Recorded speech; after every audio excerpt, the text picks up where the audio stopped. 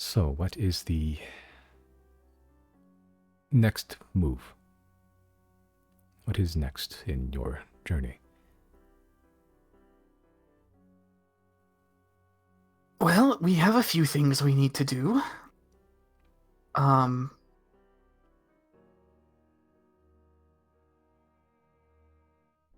I suppose of most paramount is cutting off Central Server's access to Hidegrey. They still have anchors somewhere. Yes. Do you know the locations of them? Not precisely.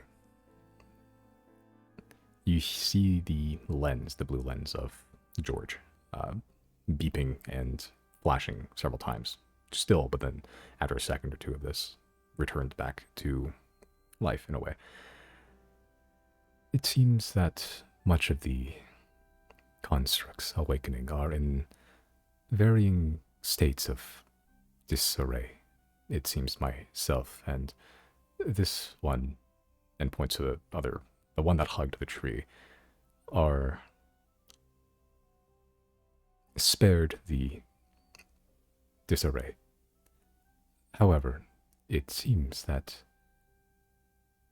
I don't know about you, but I have some knowledge, memory, perhaps left over from when we were tools.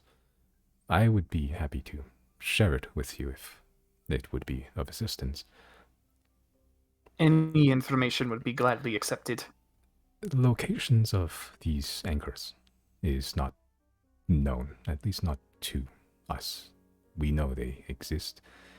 The infectious disease that it spreads, it does not communicate with us, not like other apparatuses. However, it seems there were some dealings between apparatus constructs and whatever leadership the infection has in recent times.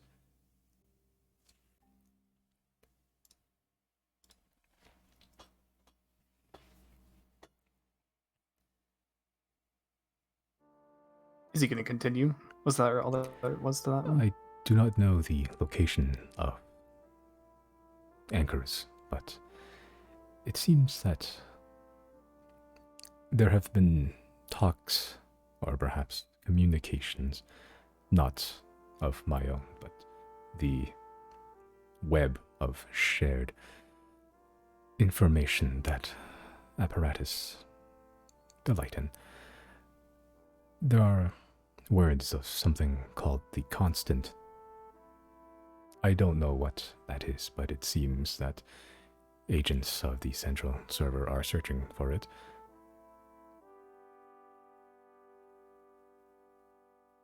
The constant.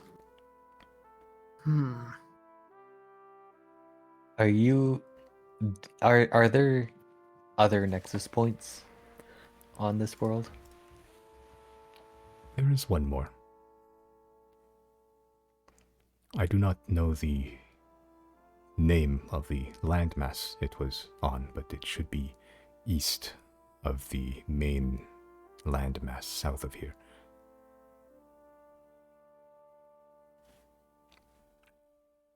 East. Aube or Narset. Narset? What is the climate like there? Supposedly rocky, mountainous. Does that line up with our knowledge of Calbay? Yeah, most of you have like passing knowledge. That, yeah, more or less. Okay. Do we have a map I can bring up a map. like that? We can like show them though. Like, do we have a map on our No, we probably wouldn't, would we? characters? Unless like an explorer kid has one. I think some of you, like most of you, have bought maps at some point. But just in case, I'll want a world map. Yeah, just probably somewhere east of the main landmass.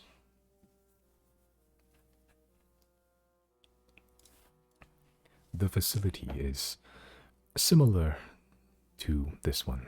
That would be ML01.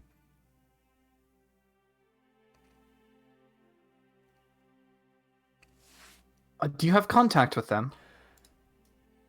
Not anymore.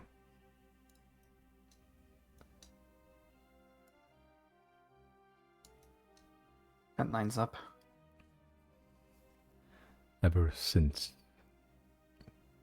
we declared our difference when you first invaded that starship 1 year ago, communications have slowly ceased. And now we are fully different, aberrant, compared to the still tool-like nature of the old apparatus units. Is it worth trying to win them over, or should we view them as enemies now? I think that is a complicated question. I do not think it would be impossible to grant the gift of consciousness as your friend has granted us this gift. However, in doing so, in theory, they would also be free to decline. It is a double-edged sword, in a way, giving them the brief remnants of self-awareness only for them to use it to go back to subservience. It is what happened when I attempted to communicate with the processor. It rejected me.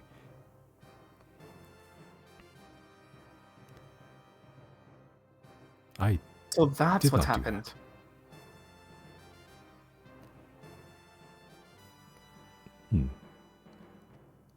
All right, well, we'll put a pin in that one then. I would wish to keep potential kin intact so that we can convince them that this is indeed a gift. However, until that happens, I do acknowledge that they are tools lacking emotion, remorse, free will, a soul. I understand if it is necessary to destroy them. If need be, we will too. That will not be a decision made lightly, I assure you. But a decision must be made eventually. We will understand. I suppose it's worth asking what the constructs of this facility plan to do in the long run. The water construct, the one that hugged the tree, is still just sitting here reading the room, looking at everything, but it's just been mostly silent. And eventually that one does speak up. I am Jane, I think. I have been speaking with many of the newly awakened. It seems, as mentioned before, they are in disarray. Some confusion, but mostly stable. I don't think we are in any position to think of any long-term plans. However, I think it would be a step in the right direction to repair this facility in the meantime. Until then, I think it would be best if perhaps the world does not know we are here yet, until we can find a place in this world. I think that's a solid plan. Once the facility is up and running, the constructs should be more numerous and less confused, and the gun attached to it should be functional, hopefully. We will use it wisely.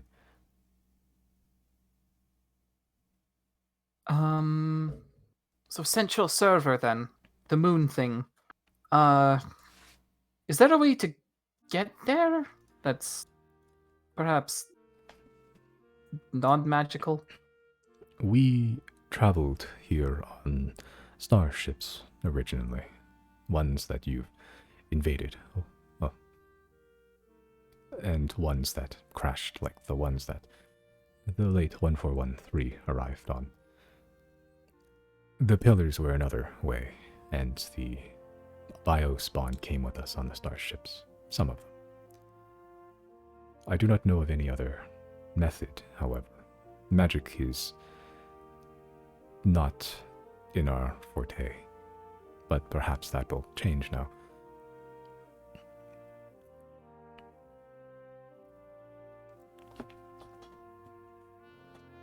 All right, Riley will turn to Chris and Zero. So we don't know where to find anchors. There's only a few methods of getting to Central Server. And we can't really immediately convince the other Nexus to join our cause.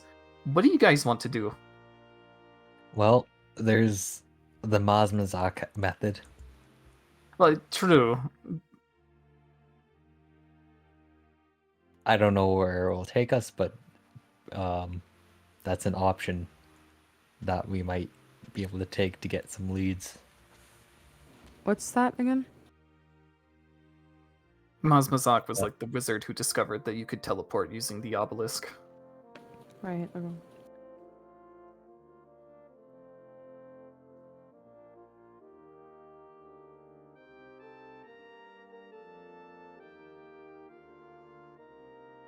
We do also have to keep in mind that Lizrakaldi has us on a timer. Not sure how strict of one. And we still need to tell Answin about what's happened. Yeah. And we can, well, we have the option to take out the Rexons. Is that really worth it, though? I mean, we've got a base on Thane now. We've got two factions here that, have our back. Plus, we have a dragon. And a giant sky gun soon enough. Yeah. It seems you have much on your plate, to use a organic term of phrase. If we can be of assistance, please mention it, and we will try with what meager resources we have at the moment. For now, probably just best to focus on making those resources less meager. We want to see you guys thrive. We will need to survive the coming conflict. I believe the agents of the central server are getting close to their goal.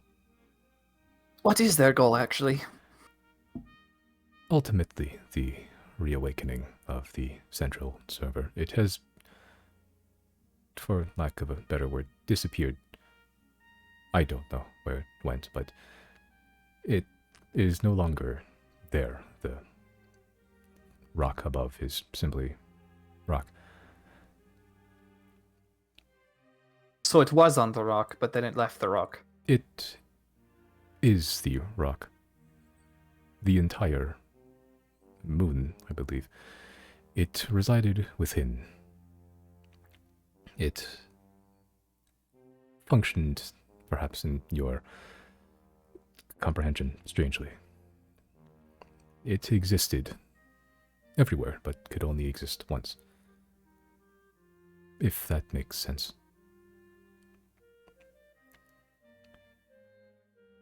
I encountered an island. One that constantly shifts in and out of whether it be this plane or something. It contained living people, organisms that resembled greatly the enemy, but they were docile. They were also quite intelligent.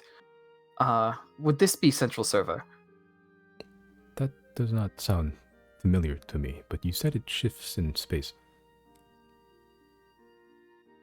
Yes. That seems similar to what the central server did.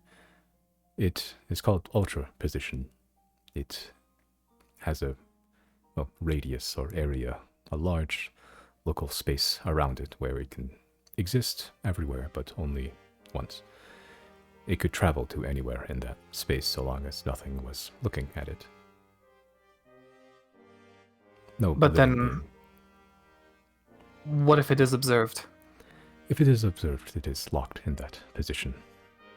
If even one living organism can see it, its position is still.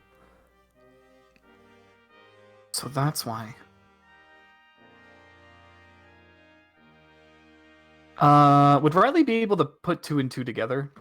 If you can put two and two together.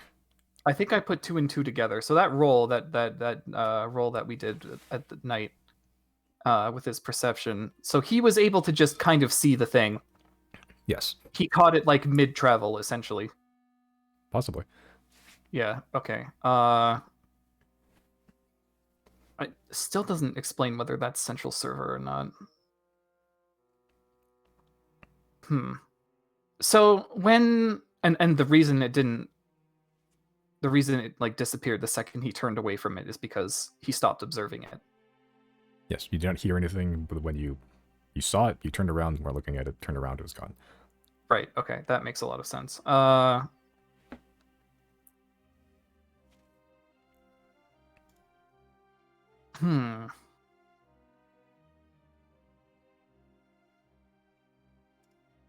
What did he say it was? Ultra So position? we need eyes. That, yes. If we could get... So, that means then, what is the radius of its existing? Do you know? Approximately 100,000 miles. How big is Height Gray? I do not have the answer to that question at this moment, but smaller than that. It So would it might- theoretically be able to appear anywhere around the planet, so long as nothing was looking at it.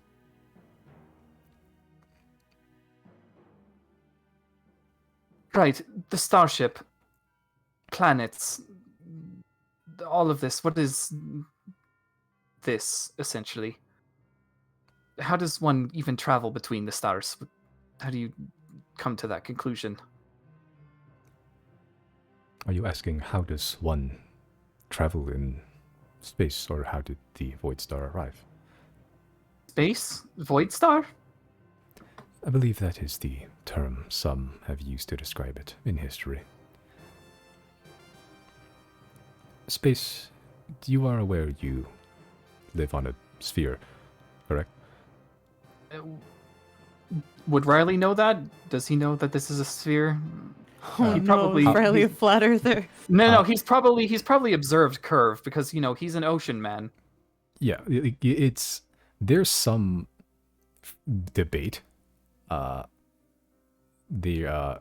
and your like woodland knowledge you can believe whatever you want to believe, but Yeah. like someone like Chris, maybe even Zero, who would live in like more modern areas, there's been some debate whether like where the Hide Gray is, like is it a flat plane or is it a round sphere? Generally people think it's a round sphere, but like no one's been able to travel beyond the continent. Anyone that's tried it just never came back. So what's We- beyond the continent is completely unknown to at least the people of High Gray. We don't really know. Height Gray is kind of all we really know. There are two other continents on this planet. The planet is the sphere that you reside on. One, if I remember correctly, was mostly destroyed when the initial invasion happened. The other has scars, but it still lives, if I remember. Knowledge is spotty at the moment. Is Shattered Sea a glimpse of that? What is the scattered sea? Or like, Yeah, the Shattered well, Island. apparently, yeah, it used to be sort of continent, at least from what we heard from one of our companions. and then it just was kind of destroyed. I am afraid I do not know the answer to that question, but if it is nearby and you know of it, then I do not believe it was a piece of the other continent.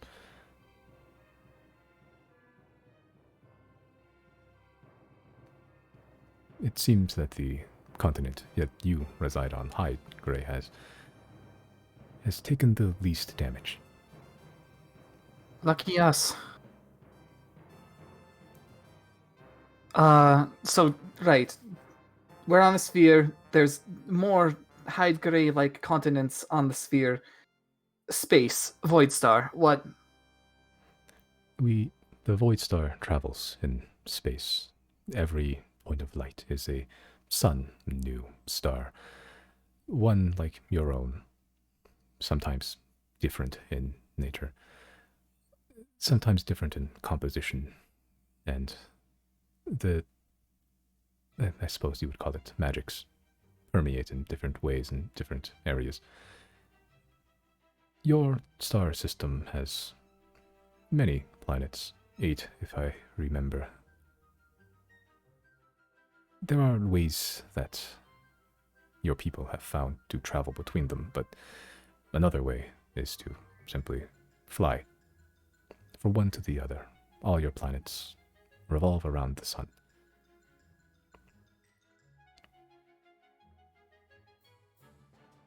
I hope this So is is not that- too much information for you. No, it kind of makes sense. I mean, those lights in the sky, it have to be something, right? Not just little unreachable dots with no purpose. There are many worlds beyond this one. Some dead, some teeming with life. I suppose either one of those planets or star systems you said is how the void. So what the difference between a star and a void star? The Void Star is a colloquial term to describe the moon from scattered remnants of memory that I have now. Oh. Okay, so the void star is the moon. Okay. We Um we call it Central Server. It is alike to us in many ways, but when it first arrived here, well, the concept of moons did not exist yet. So the stars were the next easy comparison made by the people of old. therefore void star. Understood.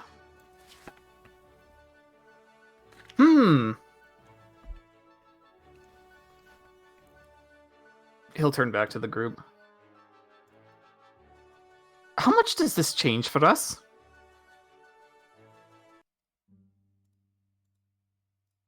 Which part? I mean, there's more continents, right?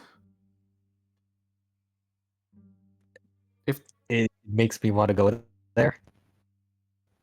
yeah, if they're still, recovering or, extinct as the one might be, we might be able to gather some insight from their histories. But how would we even get over there? Would the dragon be enough? I mean, he's no longer living. He doesn't have any need to stop. Is that worth looking into? Well, if Or something should we does try to focus on stop us, Hyde I do think it's that we should probably try to cover all ground that is currently known as well. So if we think we have an idea of where the other obelisks are, we could hit those first. Or That's right. The anchors might be all across the planet, not just here. Oh. This would be a reasonable assumption. The anchors are, I suppose, the mid phase of an invasion. Yeah, it's not just Hyde we have to look after. Then we need to. Oh, we need to explore a bit more, I think. I think so too. should we try Narset? We probably shouldn't. We'd get gunned down, right? I mean, I'm sure we could get in, but then what? They're so strict there, they'd know that there's an intruder.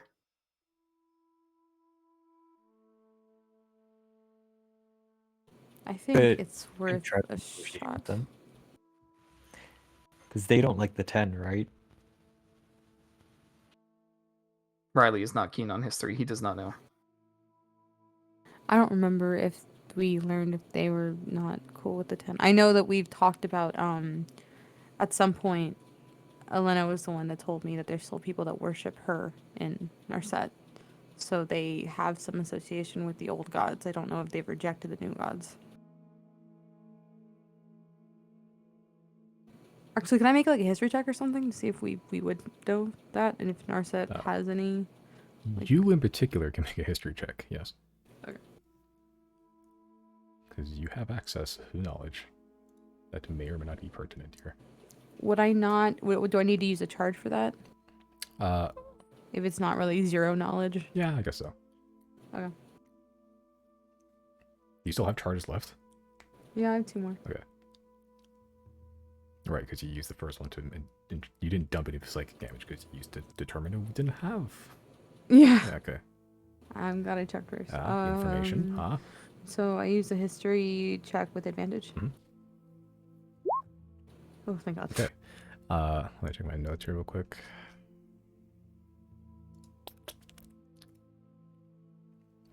Oh, it's somewhere.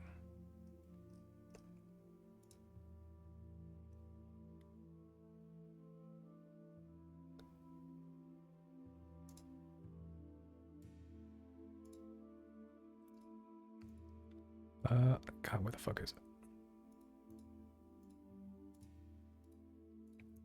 it? Okay. You in particular. Narset is, in particular, a very isolationist and secretive place. It's known that people live there, and it's very much guarded. For some reason, it's all speculation. The people that tend to leave Narset typically don't have a whole lot of information other than just like their day to day. But you somehow get flashes of knowledge, not very specific stuff, but knowledge about Narset, real factual knowledge about a country that is not, you know, if it prides itself, but is very good at not letting information leak out. You know, there are 3 gods that they tend to worship there.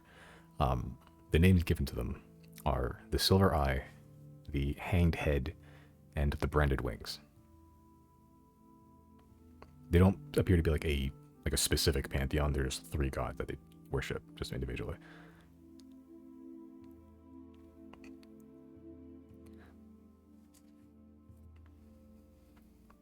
Yeah, the flashes of knowledge you get as you're sort of going through 3 names: the Silver Eye, the Hanged Head, the Branded Wings. In particular, the Silver Eye seems a little familiar to you. Well, very familiar to you.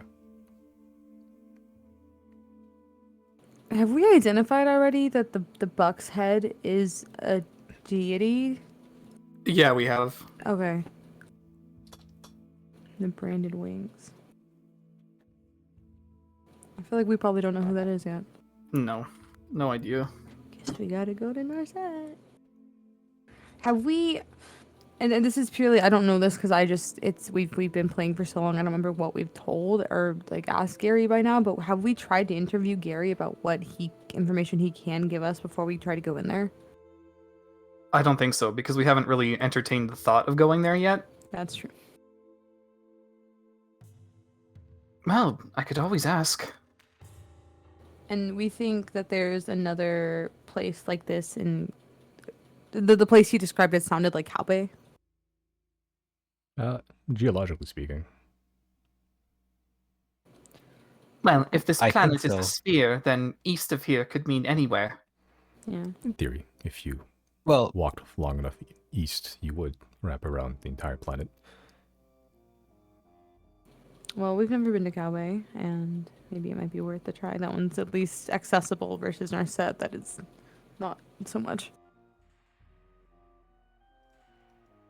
I think if we Then- flew to Calpe or teleported as close as we can and then fly to Calway. We can figure something out there, and then we can also at some point probably interview Gary before we try Narset. Well, Merrick's house is right beside our castle, so in our whole And Gary's there too. midweek teleportations, yeah, exactly. We can have a sit down with Gary and discuss the plan for Narset. Could even sit down with Merrick and discuss Cowbay. This is true. That's very true. Because how close can we get to Calbay by just teleportation? Like, I think I can get us to Tetscan? Bessis. Maybe I'll just- Fairhaven?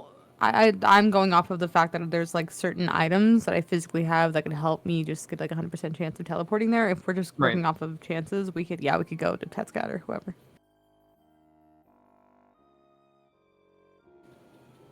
I think I interrupted you. What were you saying? No, I didn't have anything else to add. It's been a year since any of us have been to Fairhaven or Tetscat as well, so unless Zero went. I don't think so. I think when I was stealing, I was just hitting up Obethis, Imus, Silnia, and then back home. I Okay. could be wrong, but I'm pretty sure that was the big main places I was hitting. Missed opportunity with Tetscat, damn. Damn, fuck, you're right. Shit, can we retcon something? No, I mean, getting into pain in the ass. That's true. That is very true. Damn. And there's always Blackbeck Quarry. You really want to go there, huh? Which is that again? I think that's in the Selenic Ridge somewhere. It's near Adio, Yeah. I think. Yeah, correct. Yeah, it's not quite in a deal, but it is nearby. It more or less falls in the jurisdiction. It's a location where they found a bunch of like ancient artifacts and like I believe the term given to you was aspects of creation, like stuff like a volcano stone and stuff like that. I mean, certainly those sound like boons. But are they really crucial? Where's Chris trying to go? Yonder over here. A Dio. Oh. Fuck. I'm not the DM here. Hold on. And Chris is trying to go to the Selenic Ridge? Well, I was gonna go there during our like little break, but I opted to wait until we all did it as a group.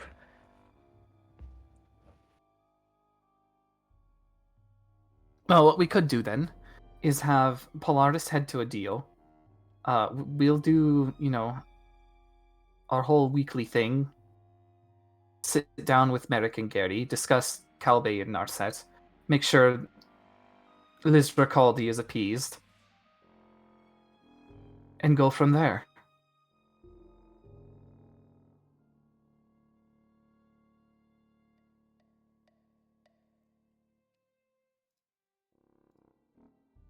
Sounds like a plan.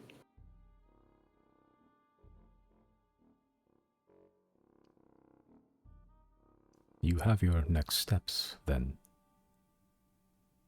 It seems like it. I have been. Excuse me, I don't think I have a brain, but my new mind is still being inundated with knowledge. Old knowledge. Or maybe current knowledge, but that wasn't my own. It appears that the agents of the central server, the Void Star, are planning something. It seems, well, maybe I'll have better answers in the future, but the next solar eclipse appears important to that. When's that? You see some the lenses go dark a little bit as it begins just sort of flashing on and off. approximately 1 month from now, in early, I believe, bloom, you call it. Do I know of any like specific I don't know, things related to like magic or nature that happens during a solar eclipse? Make an Arcana or Nature check.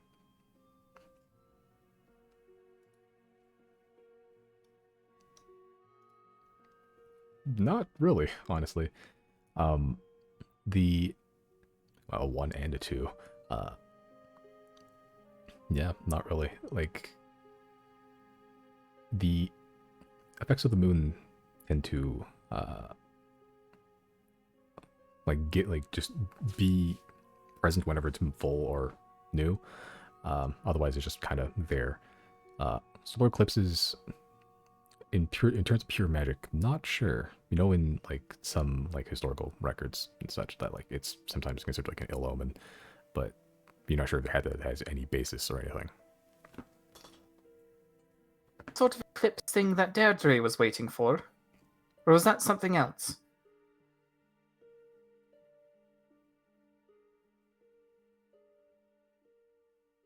I'm not sure, but perhaps it could be some part of ritual. I don't know. We'd have to do more research on it, I think.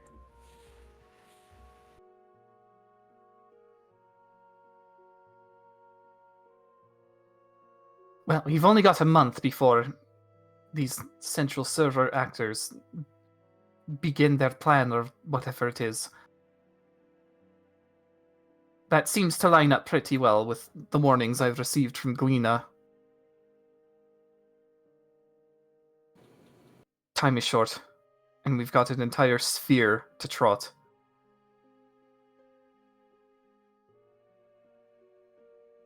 I think, yeah, traveling what we can on foot until Polaris can make progress on actually traveling to the parts that we can't reach otherwise. We can multitask that way. That's what we've been doing. It's working out decently well. I cannot stop you from traveling to these other continents, but the distances are quite far. It is up to you if you think you have the time.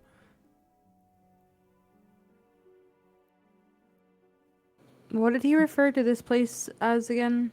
This isn't the central server. What did he call this place? Nexus? Nexus, I think, is what he called it, right? Yes, the current area It's you're like- in is like the processor nexus. And Riley asked, This is 02, right? ML02.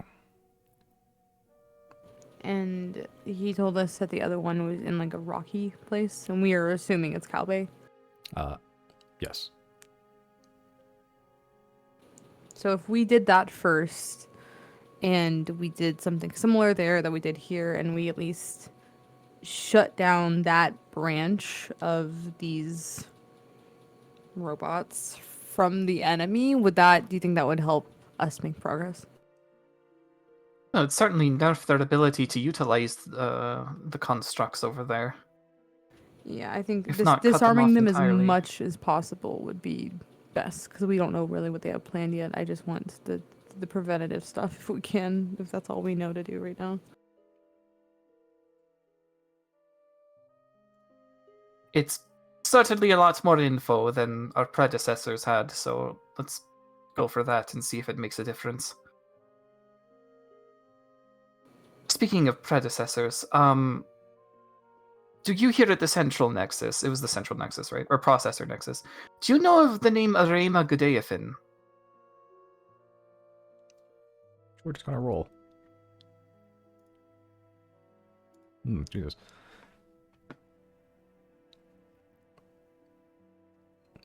Maybe you're not in my memory, but somewhere deep in data banks in this facility.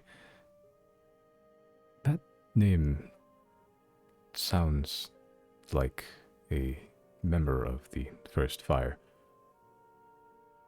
One that fought in the invasion against the central server, the Void Star. She was central, actually, yes.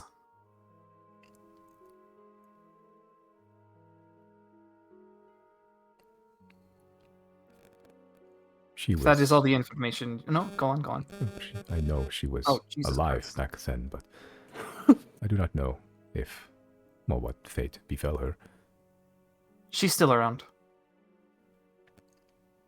How? I have no idea. But she's still around. This seems highly unusual for beings with that age.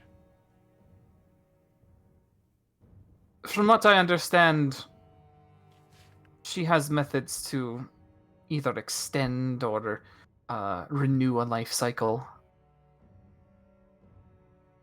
I don't know if she can target herself with it, but I know somebody who's benefited from her ability to do so. So it would only make sense that she's able to herself. I suppose so. I do not know much about magic. I don't think any part of the invasion does, though. Perhaps I'm not the best one to speak of such things. We were not able to adapt until recently. But beings like the infection are capable. Biospawn, to a lesser extent.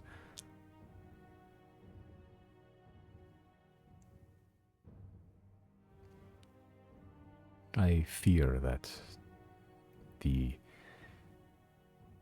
any agents of the Void Star are different than what they were 2,000 years ago. What were they like 2,000 years ago? 2,000? In broad approximations. It always starts with biospawn. Well, depends, but biospawn are very good at widespread carnage without really any care for their survival. They are easy to replace. Infections, the pillars, I believe you called them, are good at annexing the enemy's own strengths against them. Their wildlife, their fauna. Perhaps its main strength is its adaptation. And, well, we apparatuses were good at holding lines at production. I imagine their roles are similar, but I cannot say if their individual units are the same. Did we, when we were on the starship, did we fight more than the one biospawn? Or was it, I'm pretty sure it was just the one, right? In the meat room? In the meat room. I think it may have created other things. Yeah, I think it was. I do remember smaller enemies, and then we had to, much like this last fight, like smaller enemies we had to get through to get to the big guy at the end. Which was I think the meat pit was the big guy, if so to speak. It was very tentacly. Yeah, I remember tentacles. Was it pink? Was it? The tentacles. The tentacles were pink. That was a apparatus. A wired mainframe model. They are, I suppose, a localized brain for Starship. Oh, Ew. so we didn't even fight a major biospawn. That was just an apparatus? Oh no.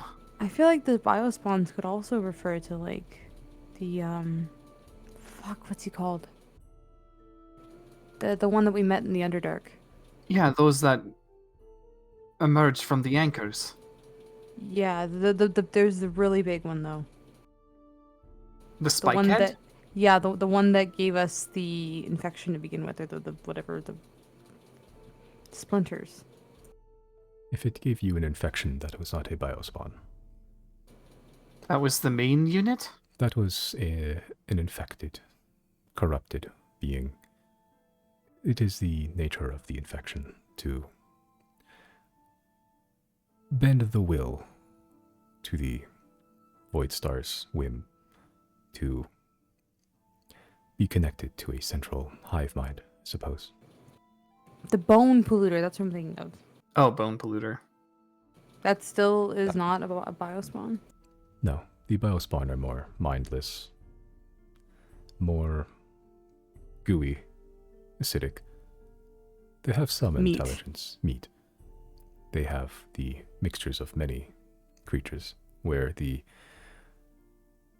infection, corrupted, take the aspects of a creature and makes it its own. Biospawn are melted down to their base features and remodeled and at will. So the infected are the main kind of. They're the ones who created the invasion to begin with. In a way, they are a more lasting threat. Like the first wave. Yes. Wait, so who's the big bad then? Well, all of these stem from the Void Star. They all fall from the Void Star. All are produced on the Void Star. So we gotta blow up the moon. I would recommend against that. The resulting meteor shower would likely devastate this planet. But yes, that would be a solution. So what do? Do we just destroy the pillars, all of them? I feel like that's not enough. We destroy the pillars, we take over the other nexus point or whatever and free those bots. But then that leaves us with the biospawn, and there's still more of these places where the apparatuses are making biospawn. Is that that's how it works? There are 3 divisions, which we have mentioned. Corrupted, Biospawn, and us, apparatus. All are produced on the Void Star in different facilities. All their own uses, all their own caretakers, their stewards.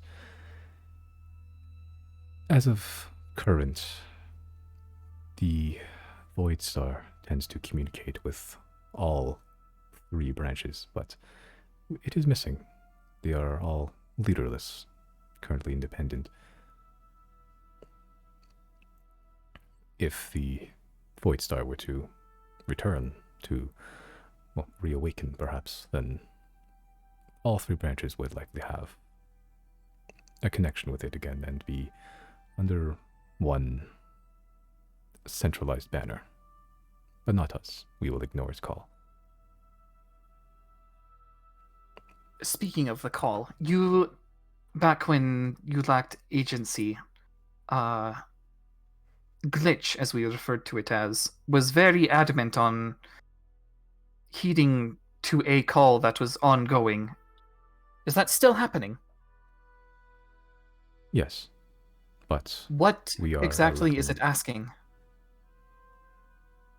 search for the constant. Search for the constant. Right, the constant. And we still don't know what the constant is. It's possible that it is the Ultra Position Island.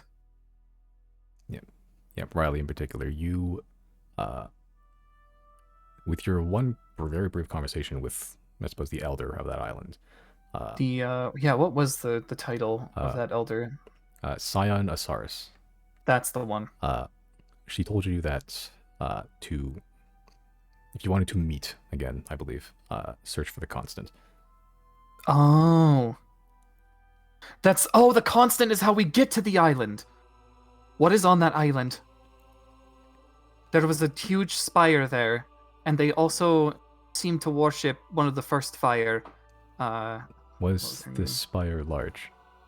It was larger than anyone I'd seen previous. Did it look like a anchor? Yes, And this was large. it was very large. I believe that may be the core anchor. What happened to the core anchor? I don't know, actually. I know that it exploded, or is theorized to explode, but no one ever found it. Is that the anchor that? Oh, what's her name? The one that Rosity we think Novos. she's. Ziri Yeah, Novus? yeah, Yeah. the one that we keep seeing her in. But I saw that anchor, and she wasn't there. All I did was mention her name, and they're like, "How do you know that name?" Who at one point I can't again because it's been so long. I can't remember if this was a vision I saw or a vision Chris saw, but one of us saw her inside of a pillar, right? We had a Mhm. vision of her inside of the I pillar. believe that was Chris. Yes. Okay, and that was when he The- touched. The obelisk, or one of those, the anchors, the creatures, they're like, okay, come touch this, and I saw the vision of her in the uh, an island, and then we Ooh, you are. Yeah, you're cutting out big time. It was funny. Come touch this. Come touch this. Hey, yo, kid, Yo. come touch this. Dude, you want some fucking like sick visions right now, bro? I can hook you up. Ooh, Brandon. Did he fully die? can you hear me? You're still cutting out. Hello? You're gonna have to say more than just hello.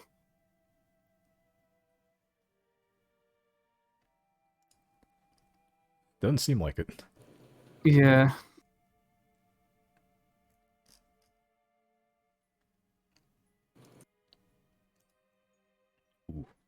Oof, big oof. Is he gone? Samsung, Samsung. the Netherlands.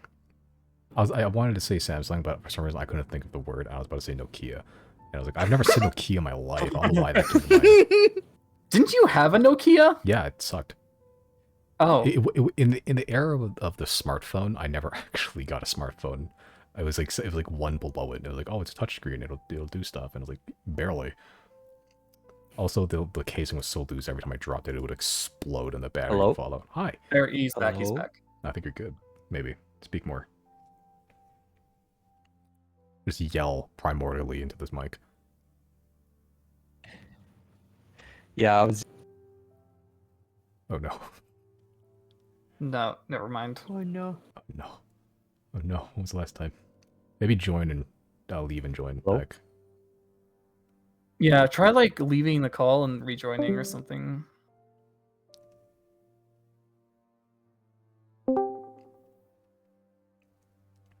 Hi. How are we now? Now you're getting through full sentences. Yeah. Okay. Oh, you're good. That's Leaves us. anyway.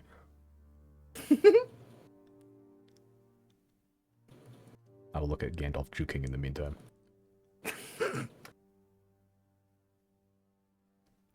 This is what having 3/4 cover looks like.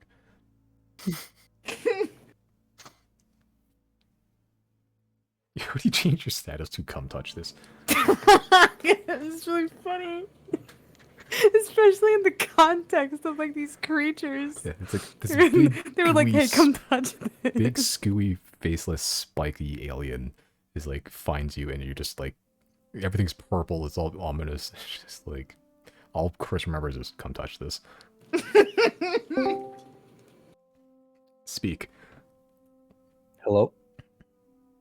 Speak more than that. Are we good? I think so. Maybe. Keep going anyway. Okay. Yeah. So yeah. Yeah. I was saying when I was touching the anchor. Yeah, they showed me the vision of Rizeri Novos in the anchor on an island, and then they gave me 2,000 gold, and then after that we attacked them. Come touch us. I'll give you 2,000 gold. Bit of an oversimplification, but that is, in fact, what happened. Misty, what are you doing? All right.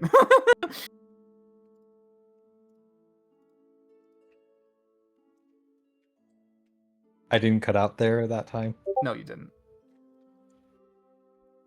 Okay, good. course. Yeah, that's information, I guess.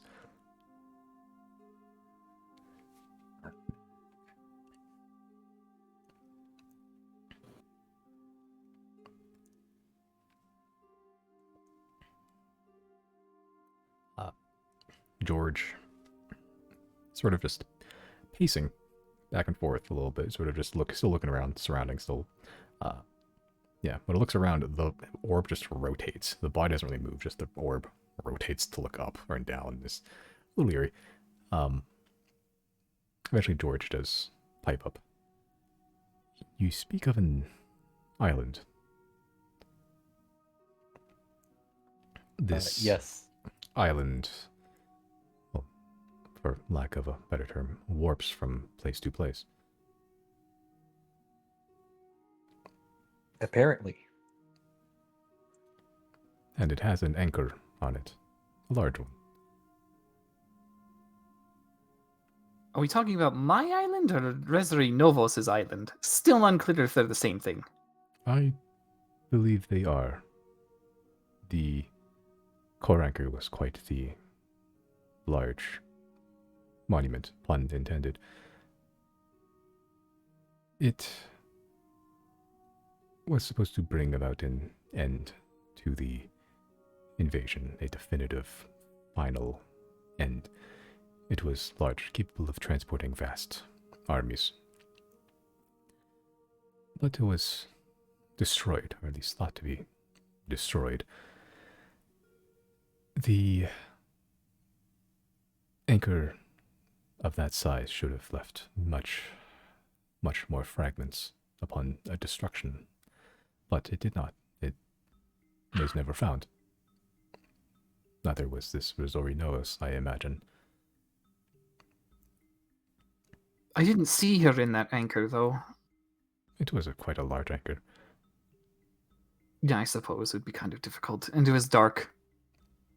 Maybe upon closer inspection in a better lit area, it would have been better.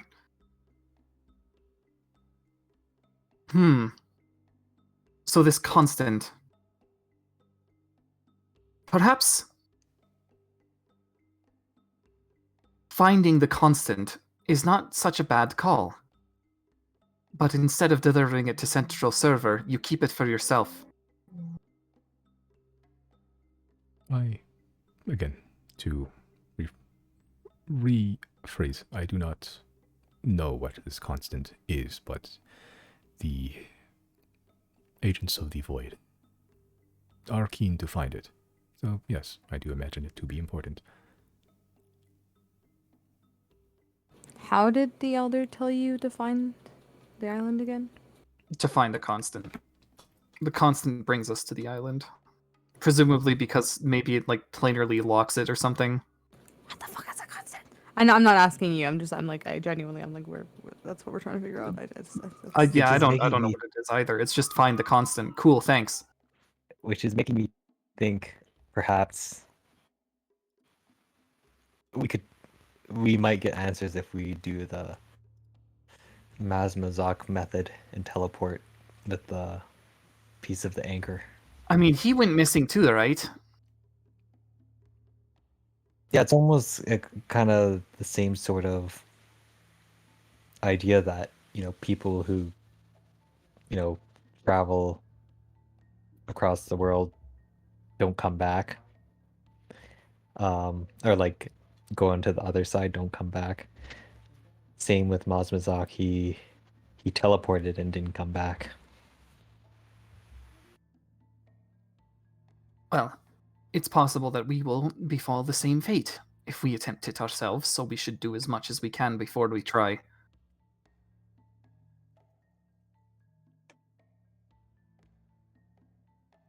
Even if it doesn't kill us, if a wizard who is capable of using the teleport spell disappears completely and is unable to come back, it's pretty likely that what he did either killed him or it's locked him planarly to something. We don't know. And if we attempt it right now, just up and leave, we may not be able to come back ourselves. Does that make sense? I have methods now to travel between planes. So if we do go there, I can attempt to bring us back. If that, well, I think like teleportation tends to teleport you to the same plane of existence, right? Exclusively in the same plane of existence.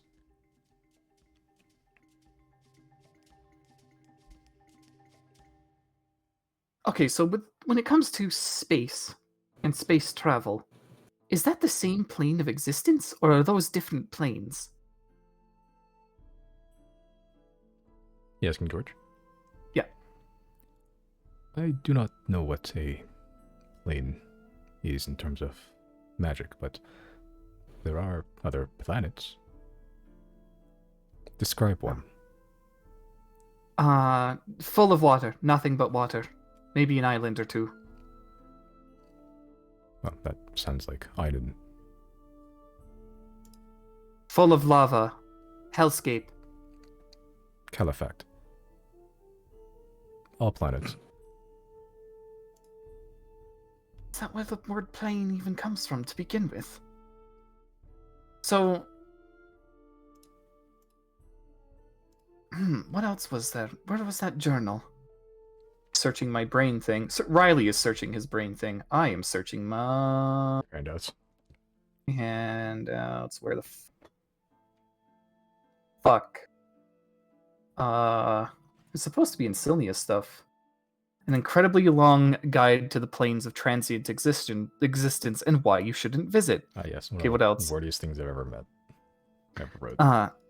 Feywild, Shadowfell. I believe those are the same names, yes. The invader never went to those planes. It was here first, as it seemed to be the nexus, but they were preliminary scouts. So the invaders never got the other planets in this system.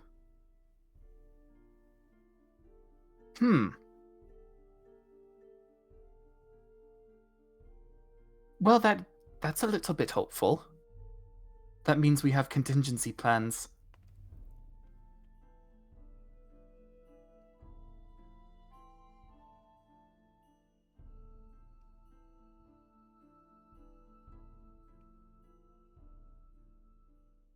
This opens up a lot. What do we want to do? Wait, actually, before that, do you know if the central anchor, the core anchor, does that travel between the planets as well? Not when it was designed to be such. It was meant to stake itself deep into the earth and function as a very large gateway to send in much, much more, well, combatants. Not just the infected, but all of us.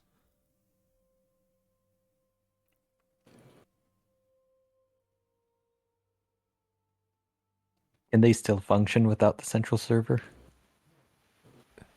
The invaders. Yes, to an extent. They have no leadership, much like a country without a king. But the people of the country are still able to perform actions before, do as they done before, self-govern in some way, except us, until recently.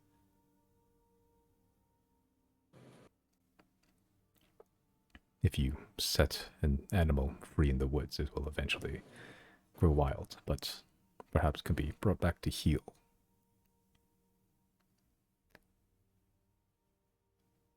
So central server's endgame. Is it a way to achieve? Is it a way to achieve peace with them, or are they? Do they hunger, like primally?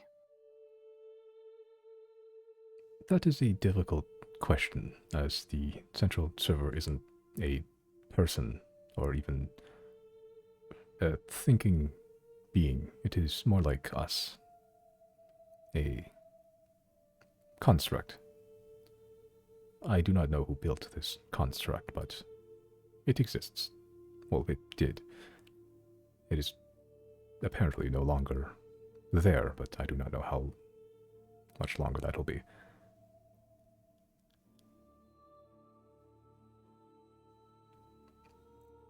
The central server is a tool of some forgotten creator. I do not know for what purpose. That Central was not server has gone part of our missing. duty. The core anchor has gone missing. I- We don't know who created Central Server. We don't know why the core anchor has gone missing, but it's probably tied to Rizuri Novos. If you found a anchor, and you're sure it is an anchor of that size, I believe that is the core anchor. There is no other like it.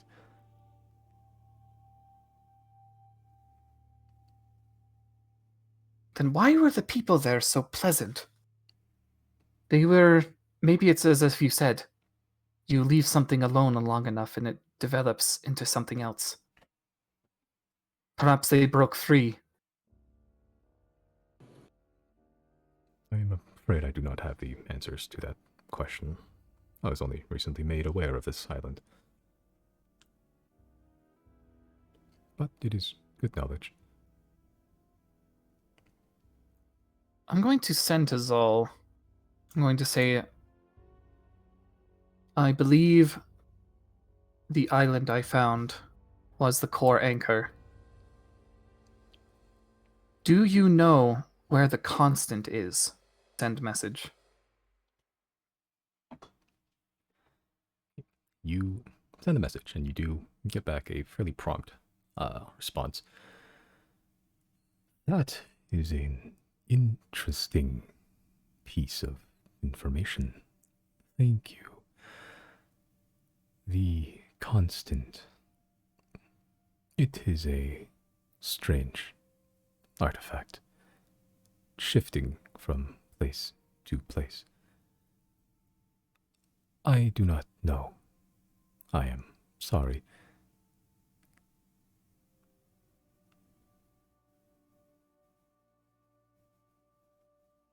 So What the if constant is Rizuri? also shifting. What if Rizuri Novos is the constant? Well, if the constant and the core anchor are the same thing, then the only way to get there is to observe it. The only way to observe it is to lay your eyes on it. Or I have a theory, Hmm? and it's kind of based on the Mazmazov theory. What if you, since the anchors technically allow,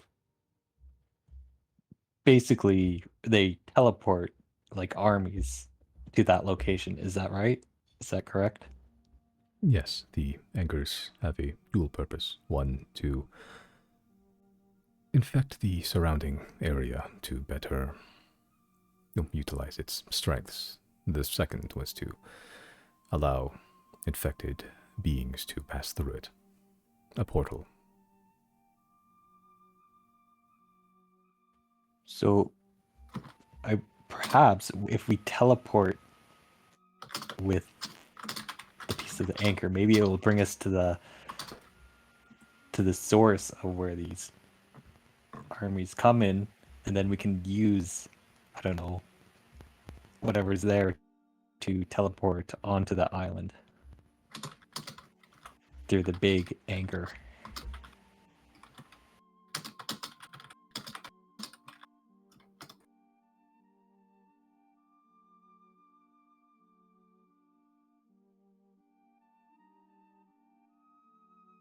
Would that work, though? You'd think they would just think to do that themselves if it were possible.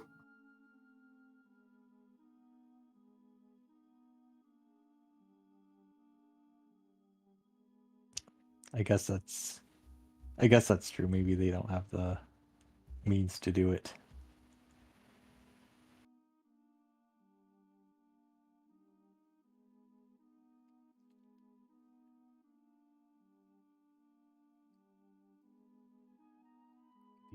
anchors littered around your planet should have a, I suppose, a sister on the Void Star itself. That is how the portals function.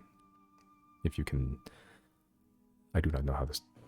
If your teleportation is the same, but they are linked.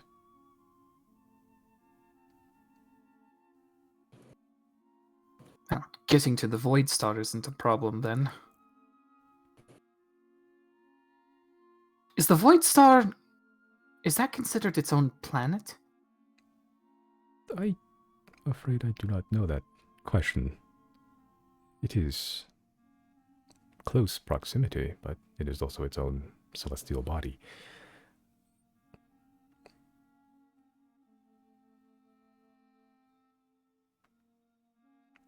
So the outwardly rocky shell.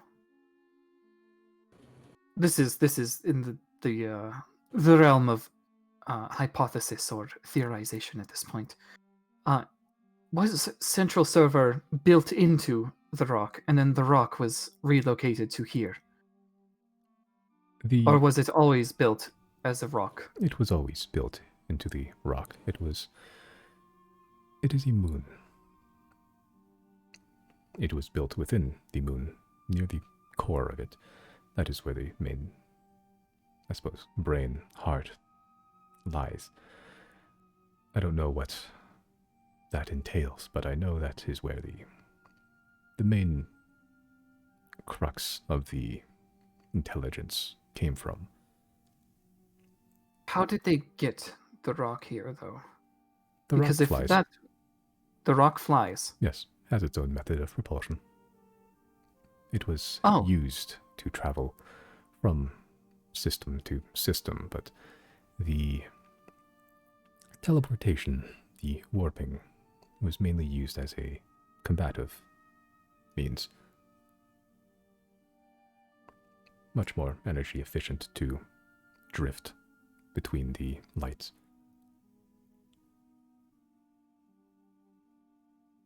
So the reason the rock hasn't moved at all in the past, say, 500 to 1,000 years is because it's just more energy efficient to stay where it is. Well, I don't think central server is within it anymore. And that too. But yes, it derives its energy from eating planets.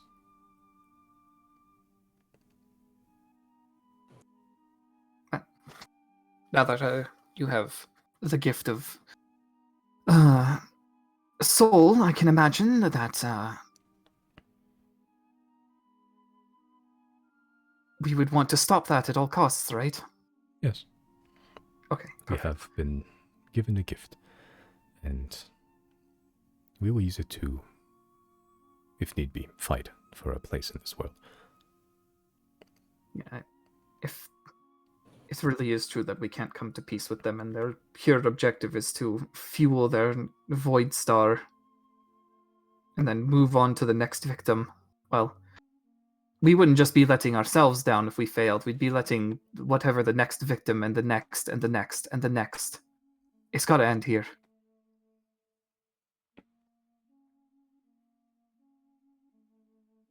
So, turns to the gang. We really need to decide what's on our, to-do list. We have roughly 70 days.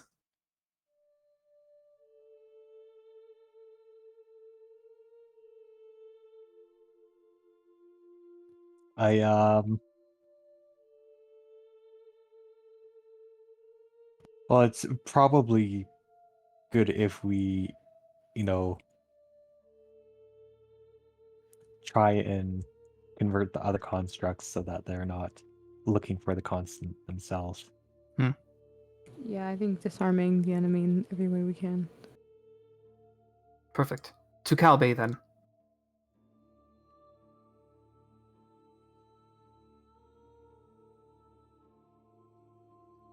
You search for ML01.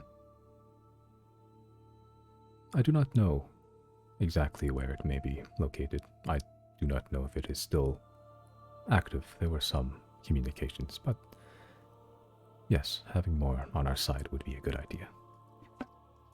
Perhaps one of your kind would like to travel with us, connect to their server, and share the gift when we're done with them. Jane, the newly named Jane, who has been just standing here listening to it and occasionally flipping on and off some unseen communication. I can come with you. Are you capable of spreading what's been spread here? I think so. It appears that myself and George are amongst the most cognizant of our people right now.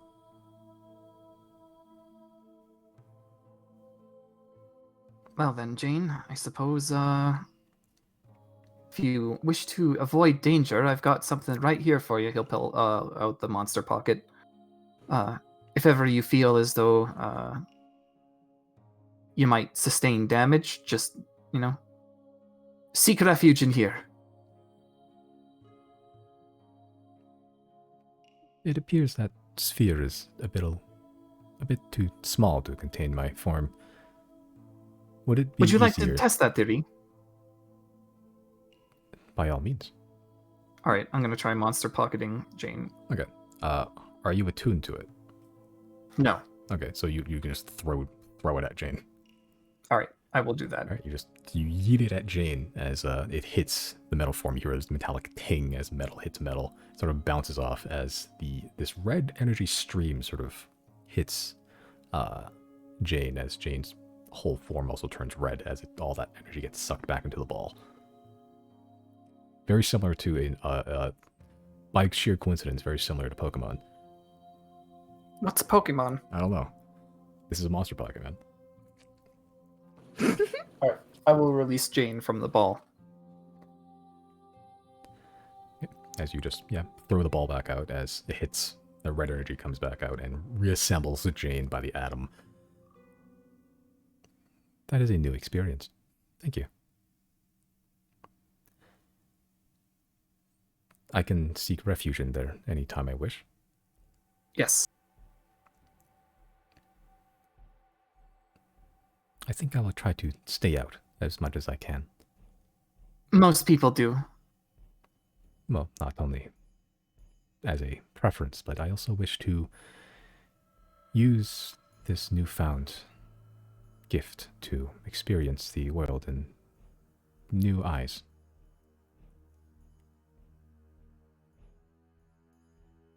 And we shouldn't dally much longer. Let's go save MLO1. Yes. Let's.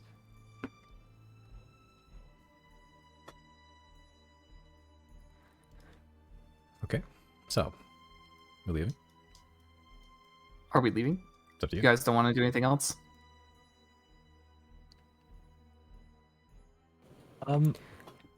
Yeah, I think we can leave. Is there anything here that I can take? Not for stealing purposes, but for teleportation purposes. Plenty of pieces of scrap metal. I'll grab a little piece of scrap metal. Okay. Got a little piece of scrap metal. Put it on your character sheet. Mark it in wherever you mark your location of stuff. That keeps happening. My bad. Why are you doing this? Not that. Find the path. Man, you're really finding that path. I just really want to know what the spell does. There we go. Now I'm clicking the right thing. Okay. Anything else you want to do while you're in ML02? Or whatever they're naming it now. I'm gonna just note, there's like a big snake thing. Just be careful of the big snake thing. We will keep that in mind. If it is alive, I think many of us still know how to use. It just cocks the gun attached to his arm to use these. Oh, perfect. Good. Yeah, you'll need those. A favor, I or maybe a request. Let's hear it. We are a new people. We have much to learn, much to experience. We have some memories, but we are keen to make memories of our own, and we cannot forget what we are or where we came from, but I think we are now irrevocably different from apparatus, so the consensus amongst our people is that we take a new name. The leading by 71% is the name Receivers, where we used to receive signals, but now we have received a gift. I like it. It's fitting. Just as a means to differentiate ourselves from us and from, well, maybe our future friends or future enemies. The constructs who have not yet received. Yes. I'm sorry, one of you were speaking before I interrupted. Were we? It was Chris. Okay. Oh yeah, I was wondering. I will. Did we figure out like the use of the trinket yet? We figured out what it does, but we haven't figured out what's inside it. Because we need, like, some tech from Silnia to do that, and Silnia is kind of hostile to us right now. Kind of? I don't know, we haven't been back, have we? I thought we dissolved that. That's the We point of... did, but also, like, our wanted posters are still up across the main continent, so... It's a tense business situation. That's silly. It's not... We're probably not going to be able to walk into the academy and utilize their services, right? Like, they'll know who we are. Yeah, at least publicly. Although perhaps maybe the trinket might be useful for us I mean, I guess in yeah, we finding use the guy constant. itself. That one we will truly not know until we try. We have no idea what's in there. You know what? I'm gonna pass the trinket to George and be like, "Do you know if you can extract what's on here?" I just sort of pass it over. The small bundle of wiry tendrils sort of wraps around it as George is sort of inspecting it. I can attempt so, but if this is magical in nature, it may be some time, as, well, that is not our speciality. It is indeed magical. I would recommend finding an expert, but we can attempt to, if you have other pressing matters. Turning to the group, what do you guys want to do with it?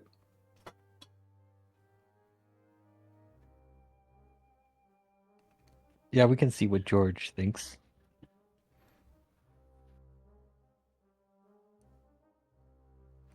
If you are leaving this artifact with us, it would be a good, I suppose, tutorial on the nature of magic and how it may interact with us. This is true.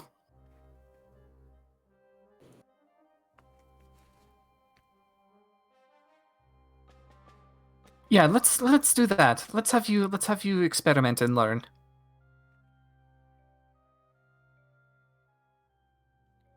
Very well. This will be a secondary project. The first one looks around to the kind of ruined, derelict facility. We'll need to bring this facility up to a mostly functioning order. But I will attempt to decipher this artifact as soon as I can.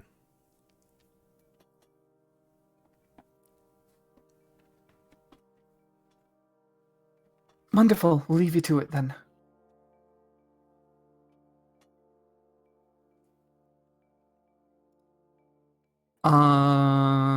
Yeah, nothing else, I don't think.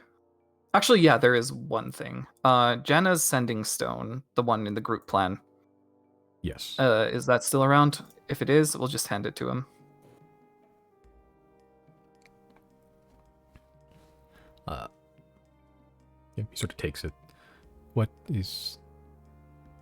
This is a rock. This is... this is a magic rock. This will be, I guess, tutorial number 2 for you guys. Once you figure out how to get that working, you'll have a brief communications channel with us.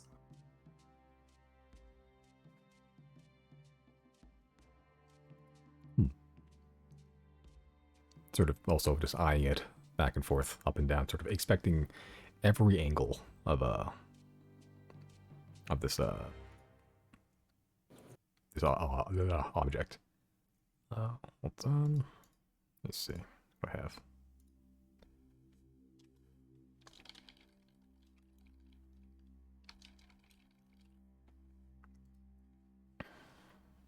I will attempt to experiment with both of these then. Is rock and stone a particularly magic-inducive material? It seems the two objects you gave to me are both rock. Never thought about it that way. I'm pretty sure they're just really convenient things to imbue with magic. I wouldn't know. Turns to Chris. Scholar, is there anything special about rocks that makes them magic conducive? Well, I think there's several different rocks that you might want to use. Like diamond, for example, is very much used in spells and that sort of thing. But also like imbuing like runes into objects. Rocks, I guess, are easy to hold and I don't know, like stuff like that. But I guess I could would I like know the history of like that sort of thing? No need of roll. Rocks are just easy to find. It is nothing really special, but just normal ass rocks. There are certain exceptions, like crystals and certain metals and stuff. But like, if it's just a normal rock, it's easy to find. Yeah, just easy to find. Simple like that. I'll attempt to gather as many rocks as I can and experiment. Though it is perhaps difficult to find here, but we shall see.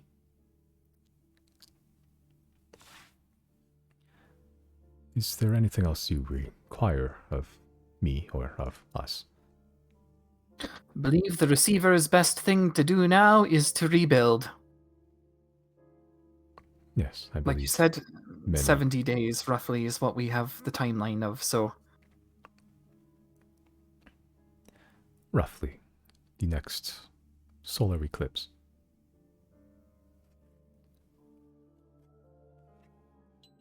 I would like to see a solar eclipse someday. Perhaps in better circumstances.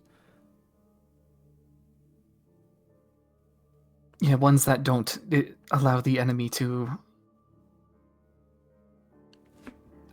accomplish whatever it is they're attempting to do with it.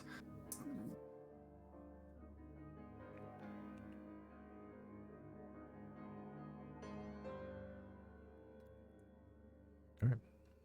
So, are you leaving the facility? At this point, Riley has nothing else that he wants to do, so yeah. Yep. I think we're good to leave. Okay.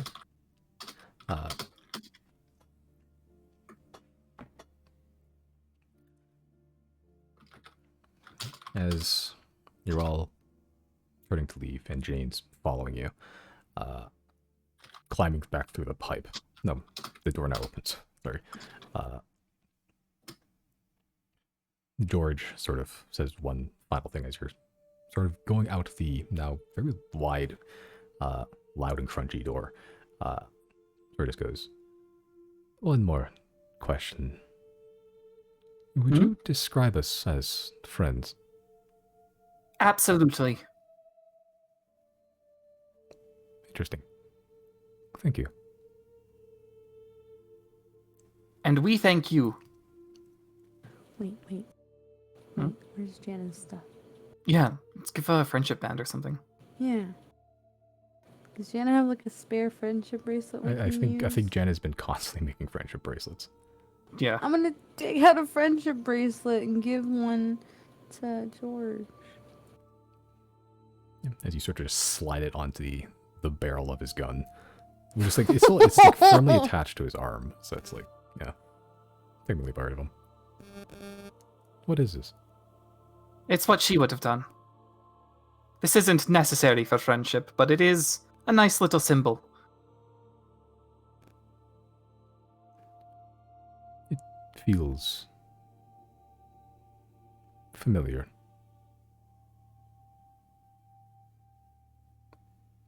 Warm. Thank you.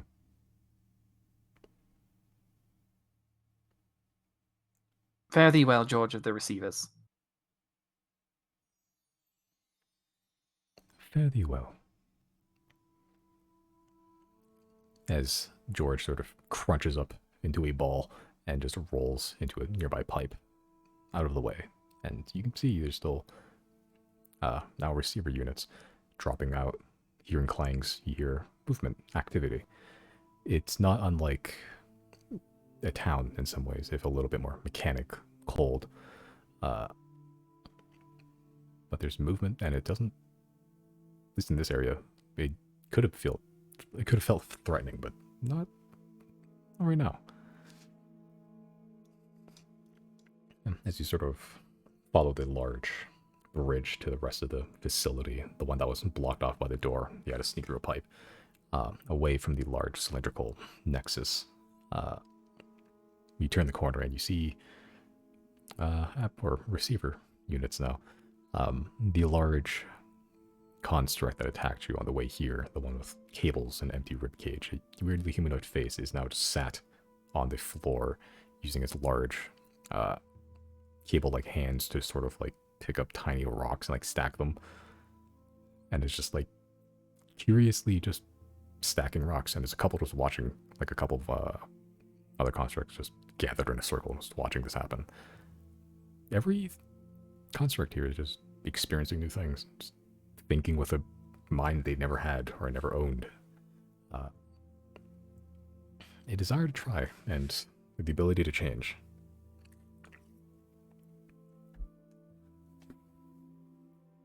Yeah, and you So see cool. a lot of other just constructs doing weird things. You see a couple of them have like picked up little pieces of scrap metal and are now like scraping etchings into like the metal walls. They all look nonsensical to you, at least. Some are like very orderly, like they almost look like script writing or code. Some are very loose and like freeform, possibly beginning of artists, the first construct artists. You see many, like the beginnings of a civilization happening, of like at the base roots before any of it made sense. They are now trying to experiment. No, we've added AI generated art into the world. Fuck, damn it. It's fine. It's not going to be widespread. We can be worshipped. Riley's like, this won't catch on. It's fine. Yeah, we'll catch on. One walks up to you. My name is ChatGPT. Please insert prompt.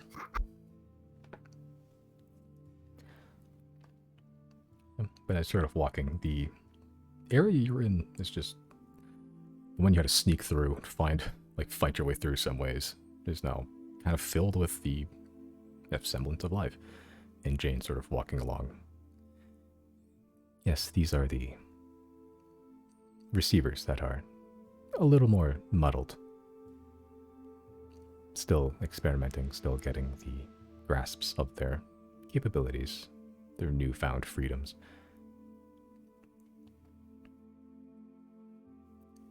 It's nice to see. I'm glad Jana was able to facilitate this. I mean, that wasn't guaranteed to work. It was quite the gambit. And I know it's no comfort, but it will never be forgotten.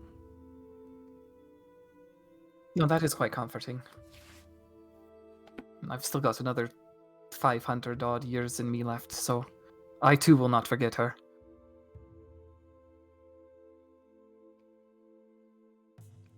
I know we are sort of on a time limit and on a business-like schedule, but I feel the need to ask, are you okay?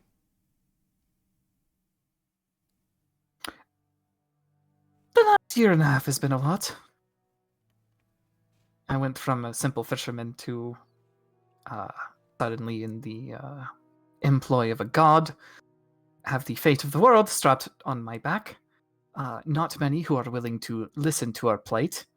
And those that do typically become our enemies.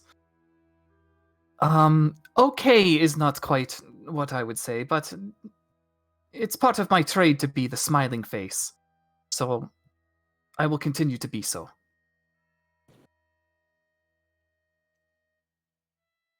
I don't know how I know or feel the need to say, but it is okay if you let the smiling face drop from time to time.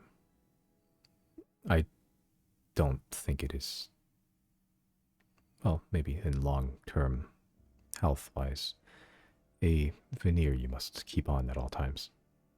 You say Not really it's a your, veneer. It's kind of become part of me at this point. if that is what you're comfortable with, I can't stop you. How about you two?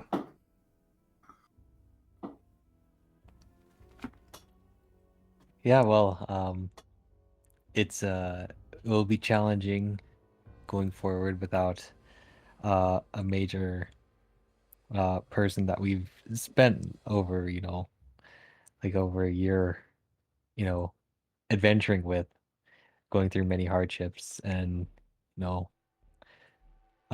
they've made an impact on us, and will make an impact on, and have made an impact on others, and um, it's just making sure that that legacy continues.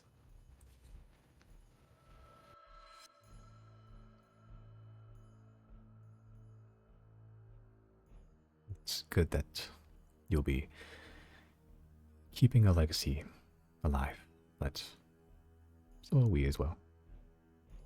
I think it'll take some time for us to fully understand the capabilities or circumstances of what we are now. But I hope to keep our legacy alive too. And you?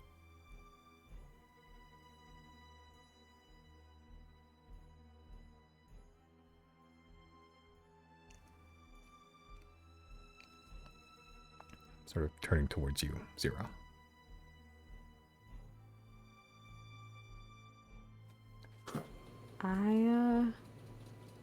I'm not sure where to go from here.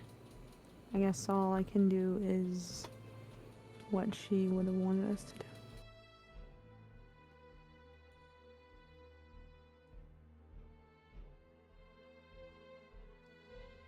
I think you're on the right path. I think that's all we can do right now. Little increments, little steps. I think you're all taking them.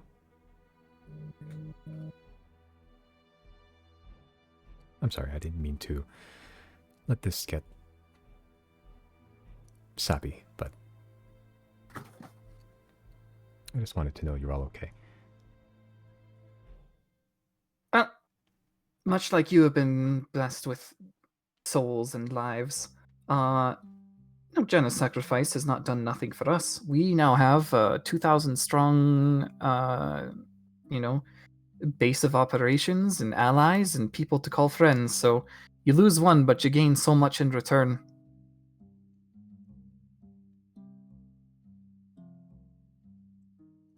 I suppose. In some ways, I think maybe it was not the fairest of trades. I still think their soul may be worth a lot more than that to us. Or I know it was not an easy decision or an easy thing to witness. But it was her decision to make. We asked, "Are you all right with this?" She insisted. There was no stopping her.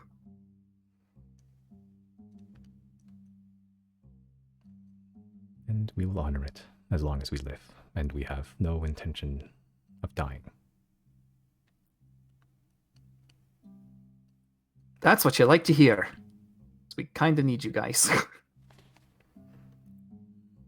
You will have our support from here till the end, whatever that end may be.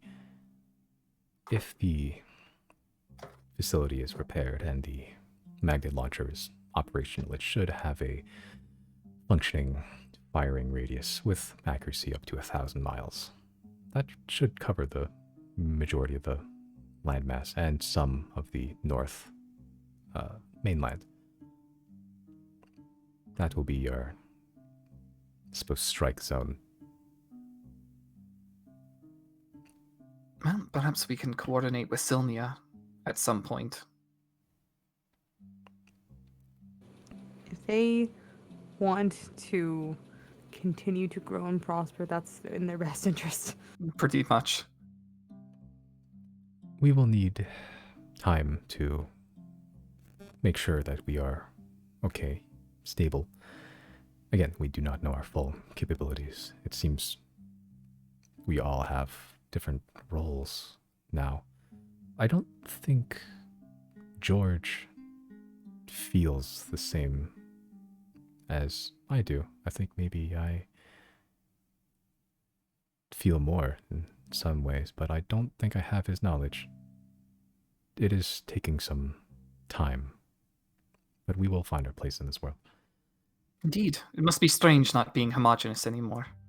You You're all different now. In some ways, we still are. I can still feel myself connected to the other receivers. We still have a shared communion, but maybe over time that'll fade, or maybe over time it will grow. I don't know, but I'm excited to find out. We are excited to see the results.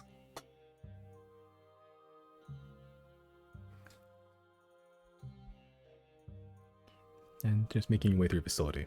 Still more constructs doing weird things. Some are fully firing their weapons indoors, like into the walls and stuff, so just going rampant. Not hitting anything of vital, seeming of vital importance, and no one seems to stop them. It is simultaneous. It's like being in a city filled with like toddlers trying to learn how to do anything. But some are actually kind of maybe higher up in intelligence as they're sort of picking up like scrap metal and like cleaning it, piling it up. You see some kind of taking like leadership roles, like a manager, I guess, directing other constructs around. But it is a very strange and surreal experience walking through what is seemingly just artificial beings, but apparently imbued with life now. But Toddlers with guns. kind of, yeah. You see a couple of them Rebecca with a knife. using their guns to. One of them has found like a dead, like rabbit, like a snow hare, and they're trying to do the beginnings of cooking, but they don't know how to make fire yet, so they're just shooting it with a gun until it roasts. Who's gonna tell them they don't need to eat? Disintegration. Yeah, as you're sort of passing by this one scene, one of the constructs doing this just looks at you, cooking.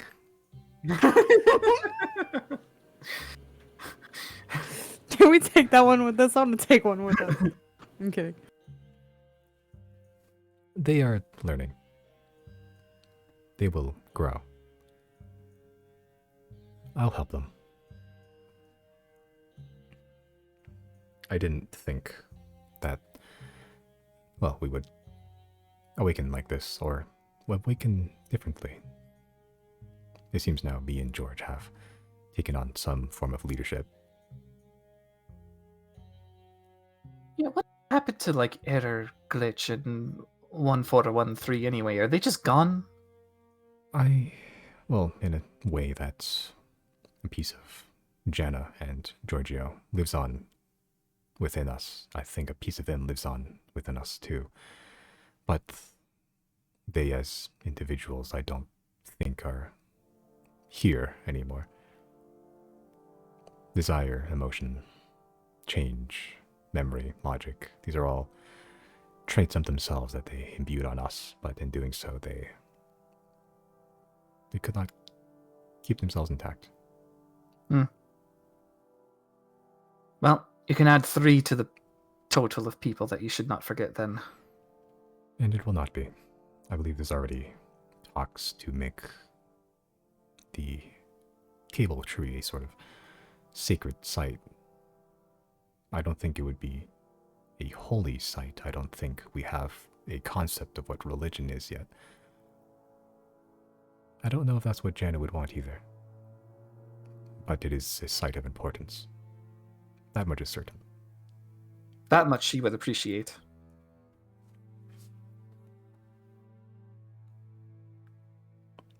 Yeah, and on the way you see larger constructs you've never seen before, like 8 feet tall, clad in armor, fully black, just marching down the hallway. It just says guard tree, just marching its way down. And yeah, see a number of strange constructs figuring out how to live. But eventually you do exit through the same pipe as you were before. Polaris, I think, is still up in the other mountains, but you can call him anytime you want. Yep. You do find a scarlet-haired, I forgot her hair color is, Antoine, half-elf woman, sort of bundled up in a lot of furs, a lot of like thick clothing, sort of just sat on a piece of just scrap metal outside. As you all approach, it sort of stands up. So, how'd it go in there? Well, we have some amazing news and we have some awful news. Which would you like to hear first? Let's go amazing. There is now a living, thriving society of about 2,000 robots in there. They're calling themselves the Receivers. Yeah, she sort of looks around. Where's Jana? Yeah, that's the bad news. In order to achieve the former, Jana sacrificed herself.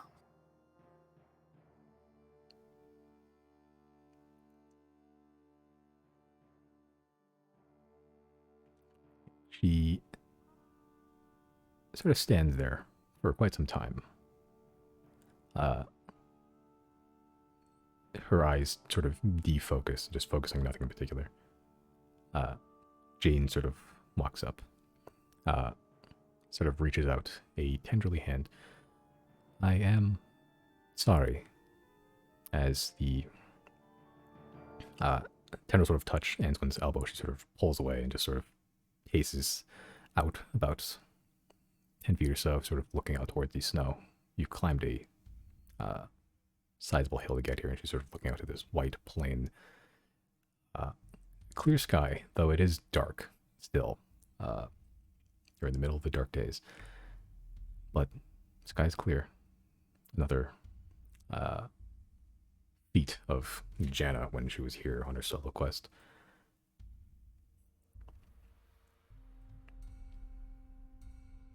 A good long while passes as Manson sort of comes back. You can see she's already, tears are already starting to stream down her face, but they've frozen in the cold. She takes a long breath with that sort of stutters in between inhales.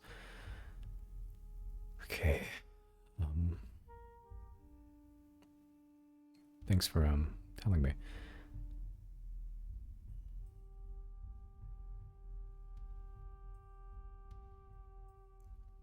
She sort of looks towards Jane. I hope it was worth it. Jane sort of extends out a tenderly hand again. We will make it worth it.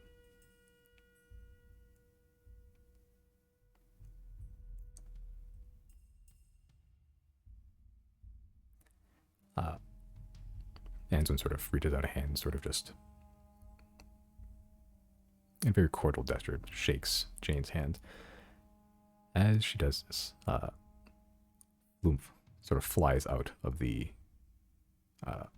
facility and sort of lands on Anson's head. She sort of reaches up one hand and starts scratching the top of Loomf's weird jellyfish head. So, what now? Well, I mean, this was one part of our mission. Whether or not you want to keep traveling with us is up to you. We have, we have a dragon you can stay safe in, can see more of the world, or you can split off, do your own thing. It's up to you.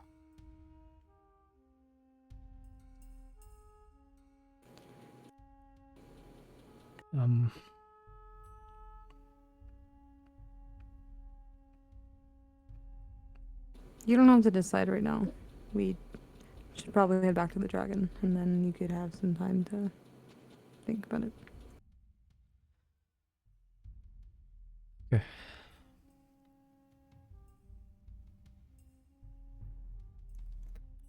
Yeah, let's do that.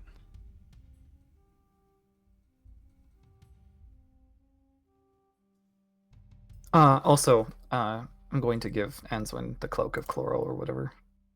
Chlorophyll cloak. Yeah.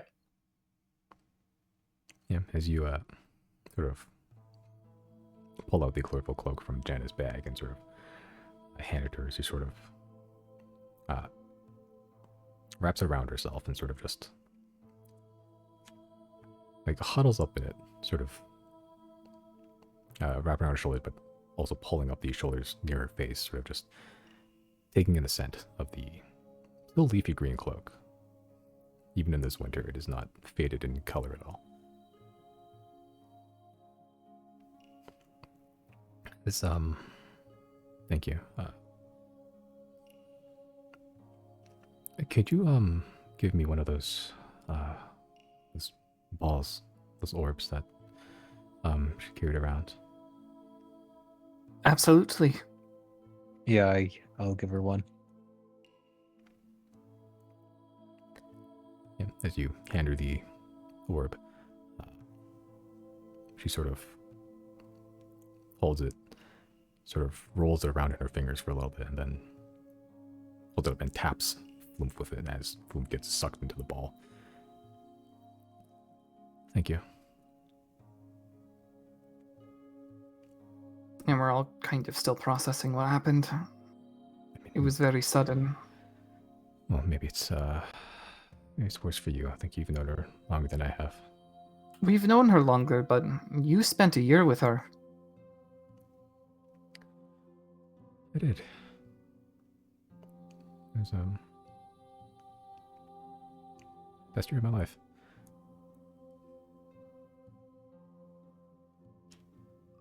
Well, she doesn't just live on in us. She lives on in, turns to the thing, about 2,000 others and, a handful of other travelers and businesses, so she's not going to be forgotten anytime soon.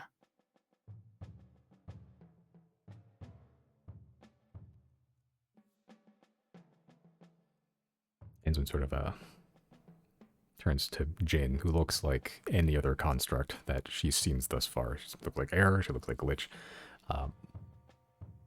But the James moves in very more lifelike fashion than any of the other constructs you've seen so far, including the ones I've recently woken up. And Jane sort of again walks forward. It'll be difficult for us to find our place, but from what I understand, Jana was quite the guide, so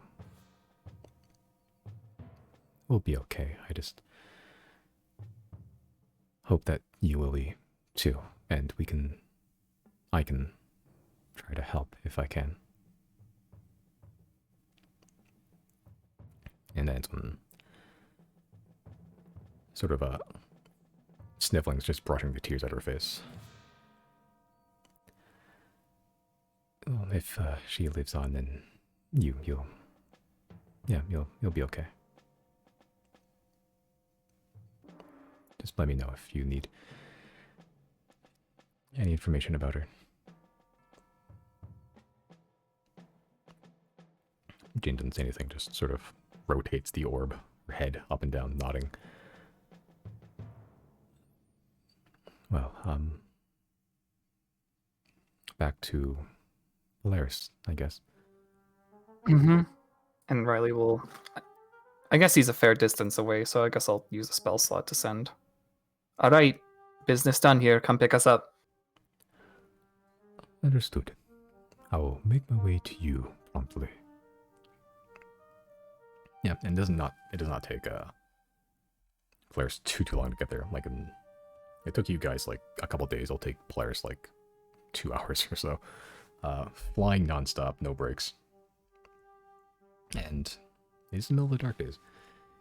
It is not bright outside. It looks like a dim night at all times. The clouds are parted, but as the time winds down and night actually hits, becomes even darker than normal. As you're all just sort of sitting there waiting for Polaris, you all see up in the sky, in the now clear, very rare, clear sky and Thane, the sort of shifting, a stream of light of shifting blues, greens, pinks, oranges, yellows that all mix and meld together. Just a colorful ribbon stretching across the sky as far as you can see. None of you have seen this before, except those who have watched Janna's solo thing. But as Jane and Antoine are sort of looking up at it, Antoine, maybe seen this once or twice with Janna, she begins just quietly attempting to stop herself from crying, but can't. As Jane sort of just looks up. It is beautiful, isn't it?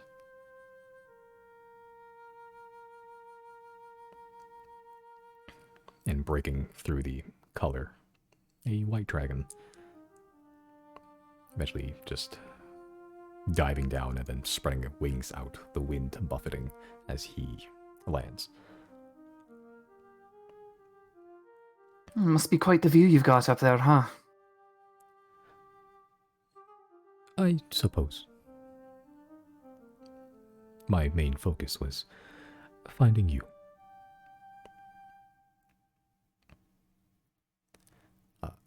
As the stairs to the dragon house descend, Antoine is the first to get up and ascend.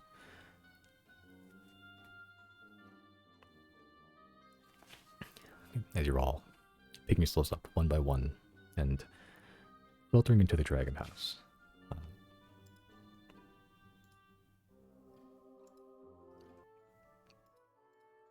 As you enter the foyer, a sizable circular room, 4 busts still remain, though you're down 1 prized member and 1 prized companion of 1 prized member. The house looks the same, but it feels a little colder in a way. Maybe it's your mind, maybe it's just a trick of the brain, but it feels different.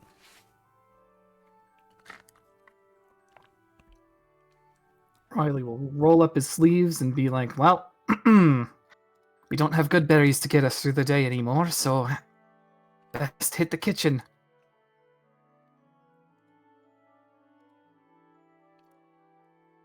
As sounds of cooking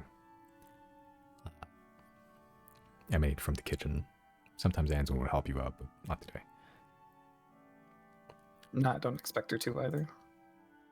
Sure. Chris, what would you like to do? If anything.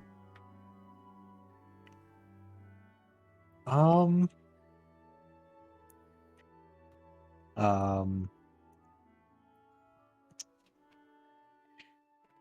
is it possible to visit the Atneys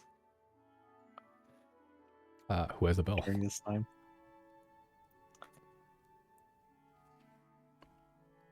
Yeah, I'll ring the bell. Oh, you have your own bell, don't you? Yeah. Okay. Yeah, you can visit the Adneys if you'd like.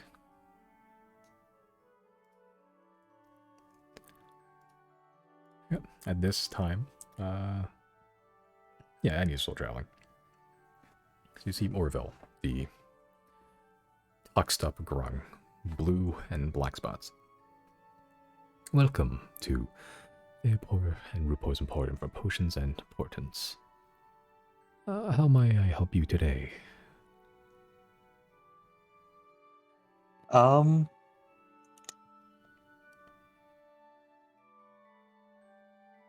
I I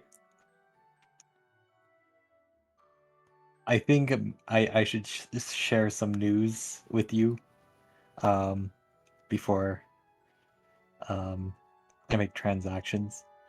And it'll be kind of heavy news for you to hear, but one of the members of the Zodiacs, Jana, is no longer with us. But her legacy still lives on.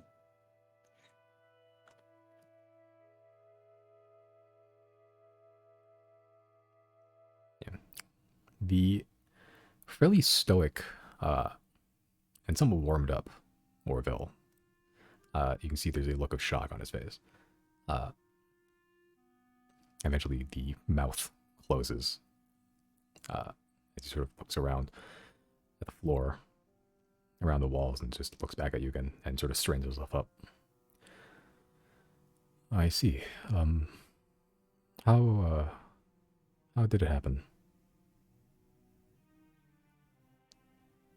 Well, during one of our, investigations, we met some constructs who kind of gave us information and that sort of thing about potential ways on which we could save the world. And during one of our encounters with, like a main central unit of the constructs, there was the option to provide them with the gift of consciousness, and Jana sought to give them that gift, and that's how Jana left us with that legacy of giving these constructs the gift of consciousness, and she still lives on within them. It was a noble sacrifice, then. Yes, indeed. It is tragic news, I understand, but it is somewhat comforting it was not more tragic. It is. I've heard from other customers how they've lost friends, and it's in innumerable violent ways.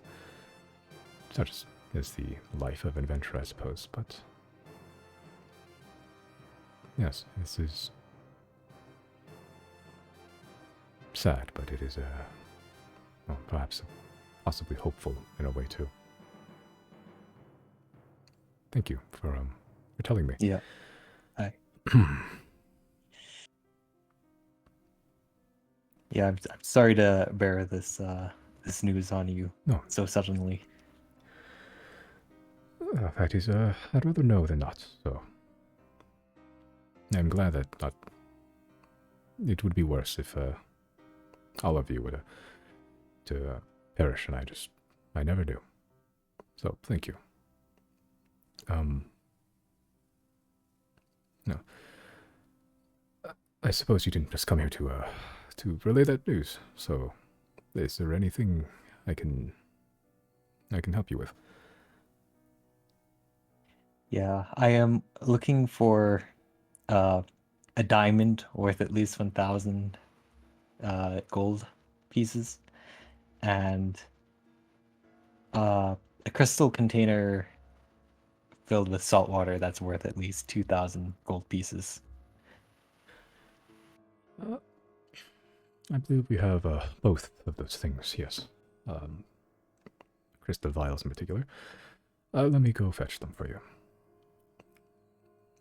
Still straight backed, goes back to the room, but he takes a little longer to come back out.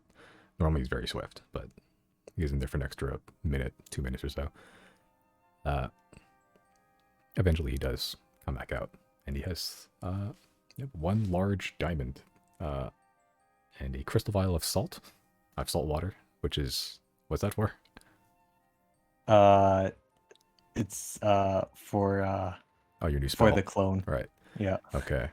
Gross. That it's a. Hold on, let me look at the description. Yeah, because I don't remember if it was like a big vessel or not. Yeah, I think it was a big one. Big It was vessel, like something enough to hold a medium. to fit a body inside. Yeah.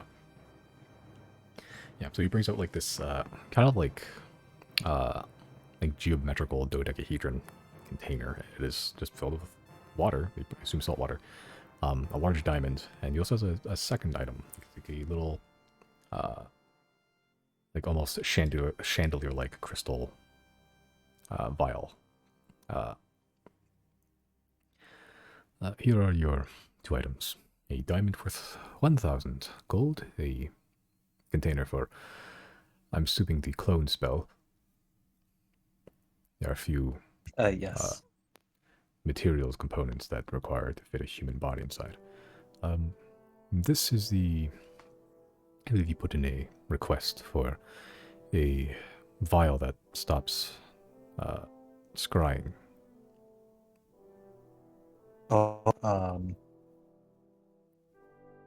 yeah, I think, did I request that or did Zero request that? I think someone requested. I thought it was you. Yeah, I think I did request one. Like yeah, it can't be detected or something like that. Yeah, like the contents of the interior art can't be like detected by any means. Oh, okay. Yeah, just a then crystal I'll take glass vial with a glass stopper. That will be 3,000. that. How much will that be? Consider this a thank you for telling me. Okay, thank you. The rest will be 3,000 gold. Okay, here's the money.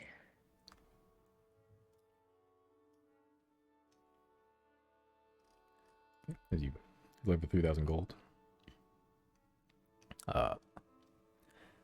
Yeah, sort of takes it, hands you the items. So you now have a vial of obfuscation. It's a weird word. It is. It's a real word though. And it's in your handouts now. Magic items. Obfuscation. There we go. Is there anything else I can acquire for you?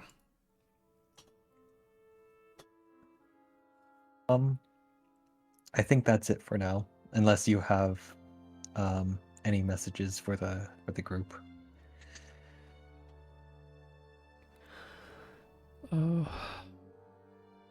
Don't die.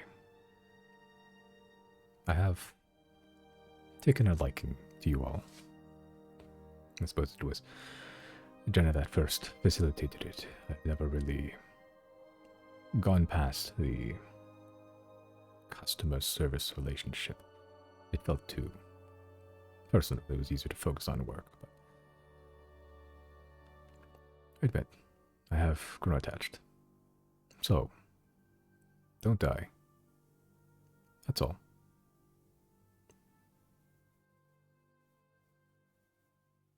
I'll be sure to make sure that we don't die. Thank you for visiting Theopo and Rupo's Emporium for potions and portents. Have a good day. Thank you. You too, Orville. Did you And I'll exit the shop. sort of exit the shop, and as you turn around, you look back one more time. He just pulls out like a very clean, fancy white handkerchief, and he's sort of just blowing his nose into it. But you leave with your newfound items into the scent of fresh cooking. Fish, mostly. Zero, what are you doing this time? I think at first Zero like walks past everyone to their room and goes to their room, probably like tries to decompress a little bit because we also did just get our asses kicked in combat, so just a lot has happened. But I think Zero starts crying a little, and then they go back out to the where are the busts at? You said we have busts of The everyone. bottom of the central foyer. Are they like attached to the house? Like they're not gonna like just fall? Yeah, all over they're the place or like anything? built into the floor itself. And is it a bust like just the like shoulders up, or is it like a whole full body thing? What would you like it to be? I think full body could be cool. Yeah, they're full body busts. They're like in the most heroic pose you can think of. Dragon is a simp.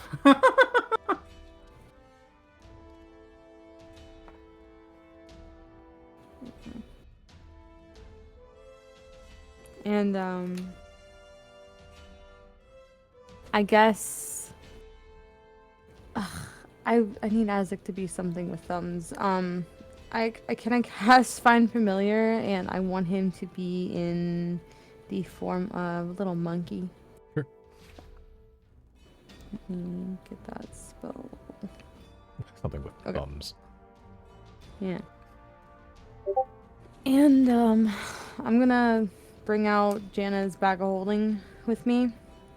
And I think as Zero's like quietly just silently crying, me and Azek are gonna decorate Jana's bust with all of her stuff from her inventory, like the tie-dye shirt, and what else did I see in here? Hold on.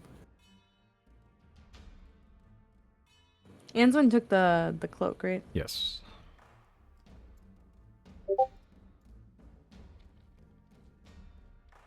So yeah, I just want to drape these things over like the shoulders or the kind of like, I don't know, like you would see like a shrine like around it rather than like hanging from her necessarily. I want to put the charm of what was it? Charm of plant friendship or something. Blank command. Yeah, I want to hang that from somewhere on her. I want to put the whistle, Growlip's whistle, on her. Just everything that could stay on her successfully, even like with the dragon kind of moving and shaking around. Because I'm assuming like gravity still exists in here, right? Like if the fucking dragon did like a fucking barrel, Yeah. barrel roll, everything's gonna go everywhere. Yeah, and like there's purpose-built railings on the walls for specific maneuvers that are a little violent, so you can hold on to. So Okay. yeah. I'm gonna use whatever I have to use, like nails, or the fucking you know what I'm gonna use? I'm gonna use my fucking flex tape. I'm gonna use my fucking flex tape to attach all this shit to her bust so it'll never move. I'm gonna like put the fucking net that she has in here. I'm gonna like drape that over her shoulders. Like I really want to deck her bust the fuck out with everything she had in her bag. Friendship bracelets, the tie-dye shirt, the whistle, the fucking shield if I can get it in there. And I think above, like I guess above the bust, just against the wall, I want to tape the lantern that we got from the dragon's lair. What was it, like the Elder Frost? It was an Elder The Frost. Boreal Lantern. Yeah, the Boreal Lantern. Because it'll never go out, right? It'll just be on perpetually. Yes. Yeah, I want to tape that to the wall above her bust. Like, I want to deck hers out. Yeah. While I'm quietly crying. Yeah. As you went up to the room, cried and came back out, you notice Jana's room is also similarly closed, and you move your perception and you hear there's some light sobbing inside. You can guess who that is. Yeah, as you head downstairs and begin to decorate Jana's statue with all the old paraphernalia that Jana has, the tie-dye shirt, when you guys, I believe that was the steam line in Creshed, where we'll stop for like 12 hours to the pit stop, and had like a tie-dye contest with a bunch of kids. The Charma Plank Command. Don't know where that came from. But I think that was from no, that was from Nelid from Nasahe, I believe, helping that Grollup, meeting him, saving him from a fate being stabbed in the back of the head. Yeah, and all these little, just like this raccoon-like paraphernalia that Janice picked up over the year. You just sort of drape it all over Jana's visage, forever carved in ice, and Giorgio's there as well. Not very far from Jana, wherever she went. And just stuff that can't stay on flex tape. Or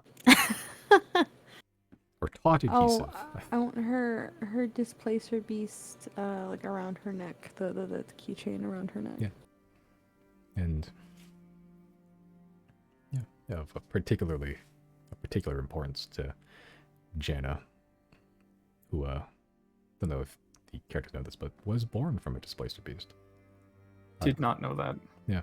I knew that. The weird sort of birthing rituals in an entirely like female village in the middle of the Forest of Faces. Jana was born from a haunted, killed displacer beast. So of particular importance. Yeah, as you're doing all this, Jane is sort of just only a couple feet away, just not like being stealthy or anything, just watching. As you put on the final piece of just like it, of all the shit that is on Jana's stuff, it looks a little gaudy, but it's all of Jana's stuff. This is all stuff that Jana has picked up over the years, have done over the years. Whether with you, with someone else, but it's still a shrine to Jana's legacy. What are you gonna do with a dank marijuana nug? Oh. Smoke it up again.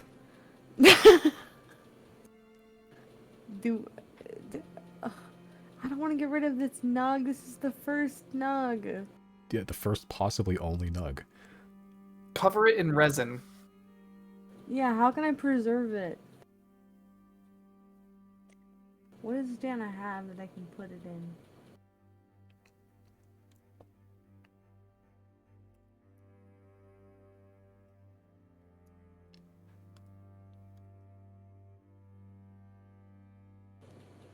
Does the monster pocket open at all? Like, I know I know what it's supposed to be, but I'm saying, like, for non-magical purposes, can I just like open it and like look inside and just see empty?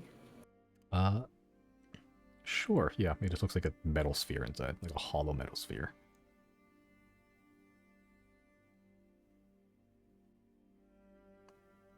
I don't know where else to put it if not there. Then you trap someone in there, and there's like they go inside. There's the biggest dank marijuana nug in the world. They hotbox themselves. They fucking die. I have that chest that I got back in the Dragon Horde. It was the one that had Elena's little orb that let us scry. It has like a silver eye on it, I think, and like gold feathers, right? Yes. I did said I'm keeping that. That's like mine. I was just gonna keep it and use it. I didn't really have anything in there before, but I want to put the nug in there. But the Nug, that thing has survived who knows how many years in like a flash freezing of an entire country. It survived a whole year without real any preservation, and it's gonna survive in that little chest, safe and sound, dry and away from moisture. Protect the dank marijuana Nug, Janna's most prized possession. Oh, I still have a vial of her blood. Is that something to awe about, or is that something to about? We can rebuild her. Might have ritual purposes. That's true. That's true. You know, yeah. Okay, I'm gonna put the blood in the chest too to protect. Sure.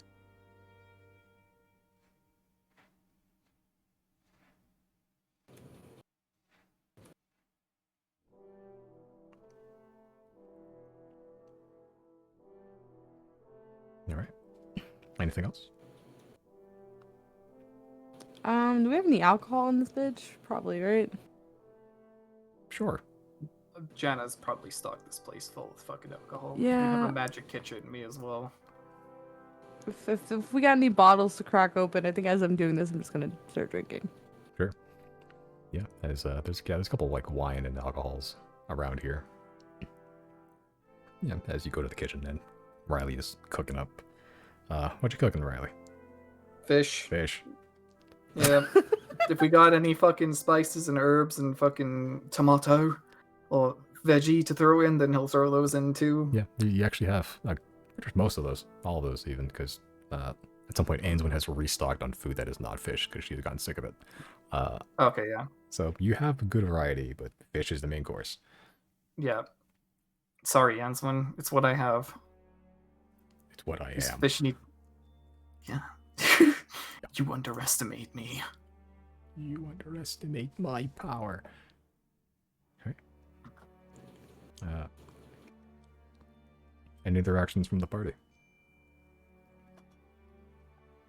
Nope. Just gonna wait for people to come down and eat, I guess.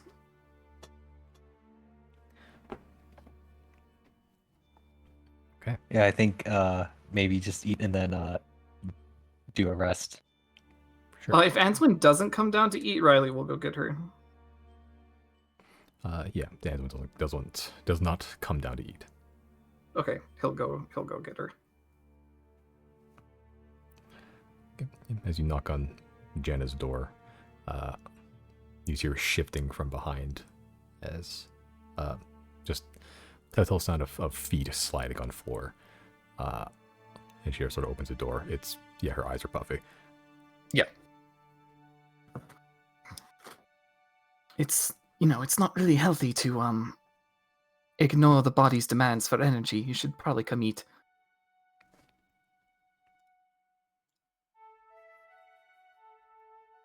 Maybe persuasion check. Come on, Bard. Persuasion. Come on, Bard. It's all right, I guess.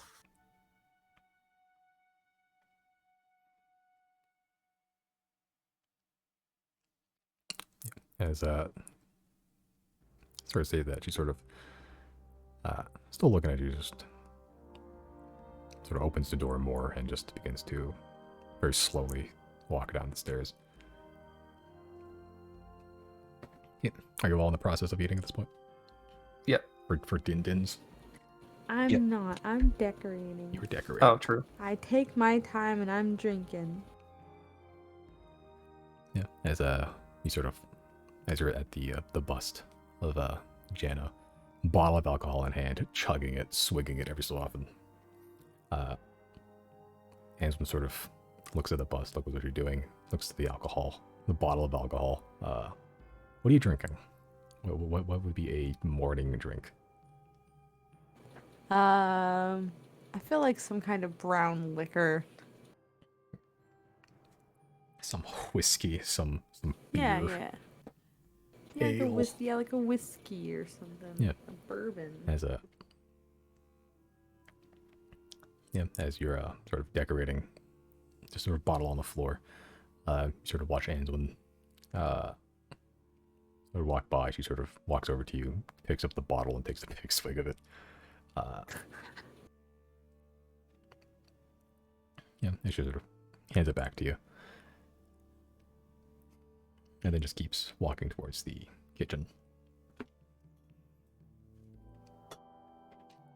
Yeah, as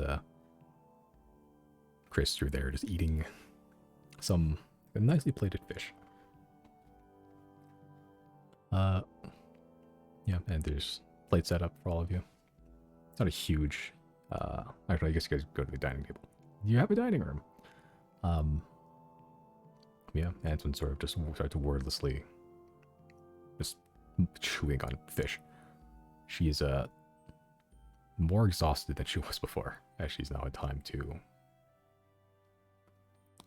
think about it, stew in it.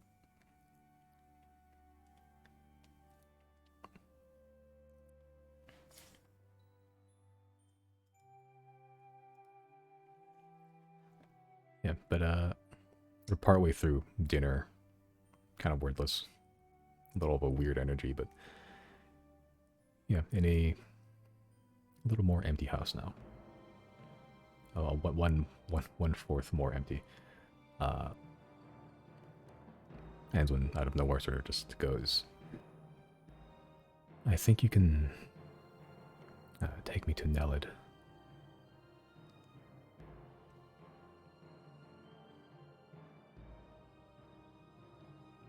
I think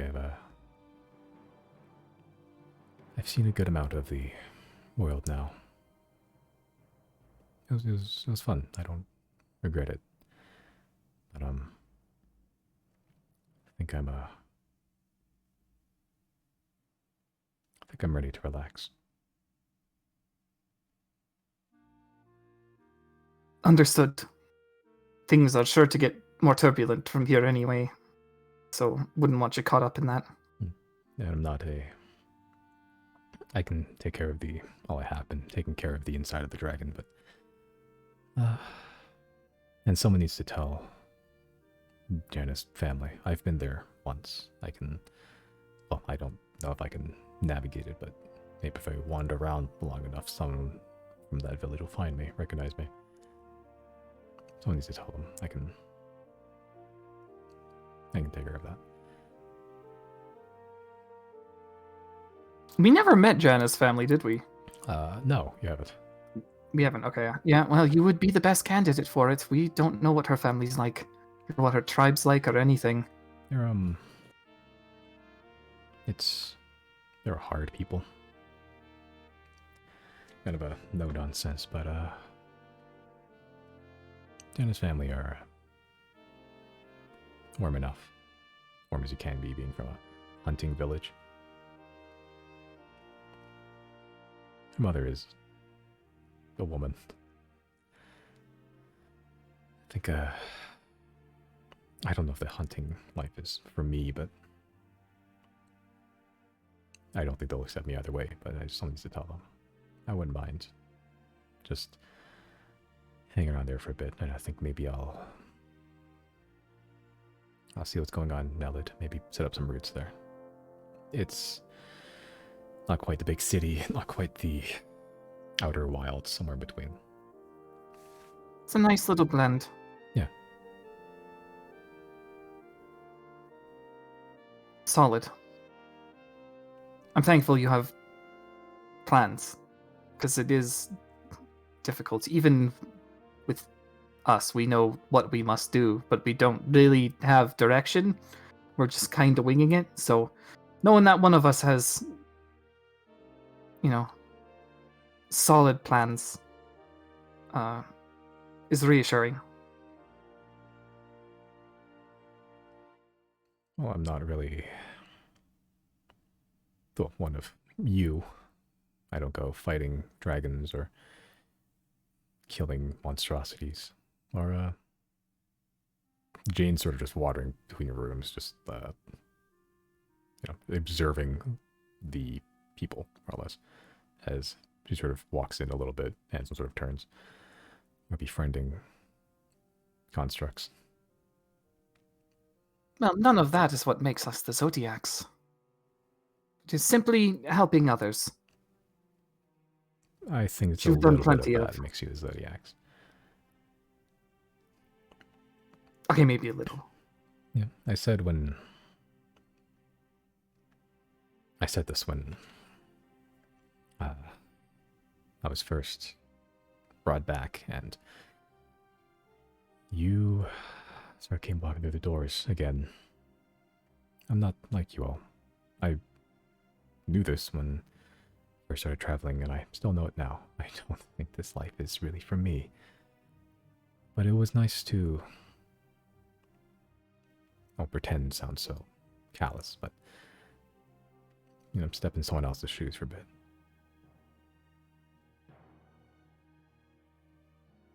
I don't do the things you do. And that's okay.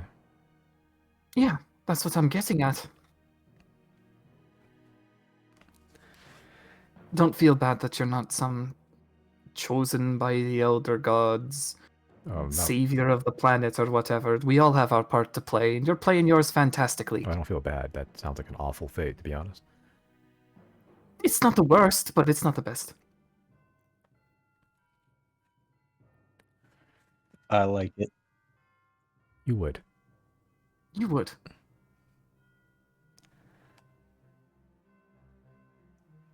Yeah. No, I think that's where I think some of my journey ends. Thanks for taking me along. But yeah, I think I'm really ready to sleep. Mm-hmm. And he'll place a hand on her shoulder and say, Nelid is where this journey ends. Yours is still going. I suppose. I don't know what I'll do there, but I'll find something. I think, yeah, like you said, it's a good blend. I think I prefer that over the city.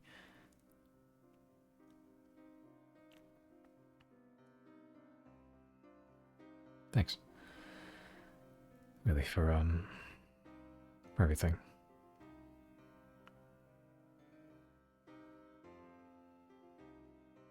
I mean, you've not us to thank. Then again, I suppose we have to be the proxy, as your real person you should be thanking is no longer with us.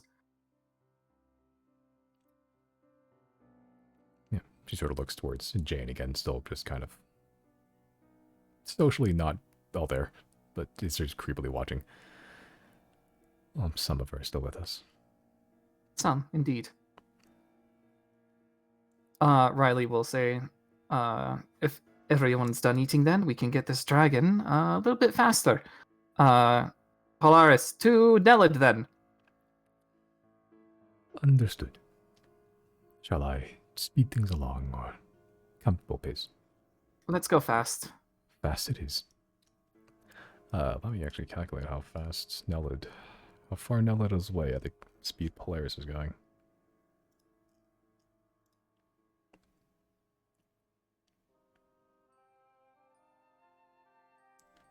Where the fuck are you? There you are. Not going fast. That's no Jesus, 144 miles per hour. Per day. Towards Nilud.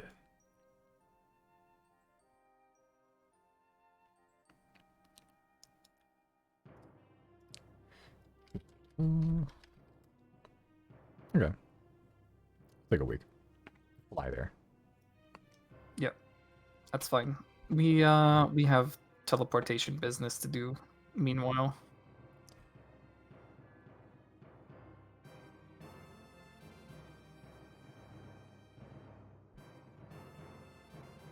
Okay. So, on the 1 week journey towards... Jesus. Towards Nelid. Any other actions you'd wish to do, conversations to have? I know Zero is probably going to want to check on the pony So Riley will use that opportunity to build barrel, catch fish, and then we also need to think about spending a day getting some more product to Lizra. Yeah. I think and some I could do this with just teleportation really quick, but like before we leave Answin on here for a whole week, she'll just kind of just be hanging out up here. I want to get I just want to teleport to Obethis or any other big city really quick and just do like a grocery run for her, so she has something to eat up here that's not just fish. Sure. Yeah, you just get the classics, just fruits, vegetables. It is constantly dark. How long this lasts a while. Dark days. If I'm going to Obethis, I'll go up to like the richer part of town and I'll even hit up that like fancy bakery that I think Jana went to like one time and just get like a dozen cookies for Answin. Just something to, I don't know, give her a little treat. Yeah, get a little gift card. Sorry for your loss. One of the ones that like open up and make noise when you open it.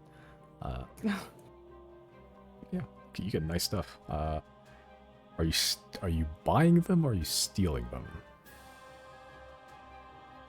I'm stealing from the ones that make sense. Like I imagine it's Should you harder. steal from the ones that to- make dollars instead? Like I imagine it's harder to steal from the places that's like, oh, can I get a dozen pretty cupcakes in a pretty little box? I can't like it's harder to just walk out with without anyone noticing.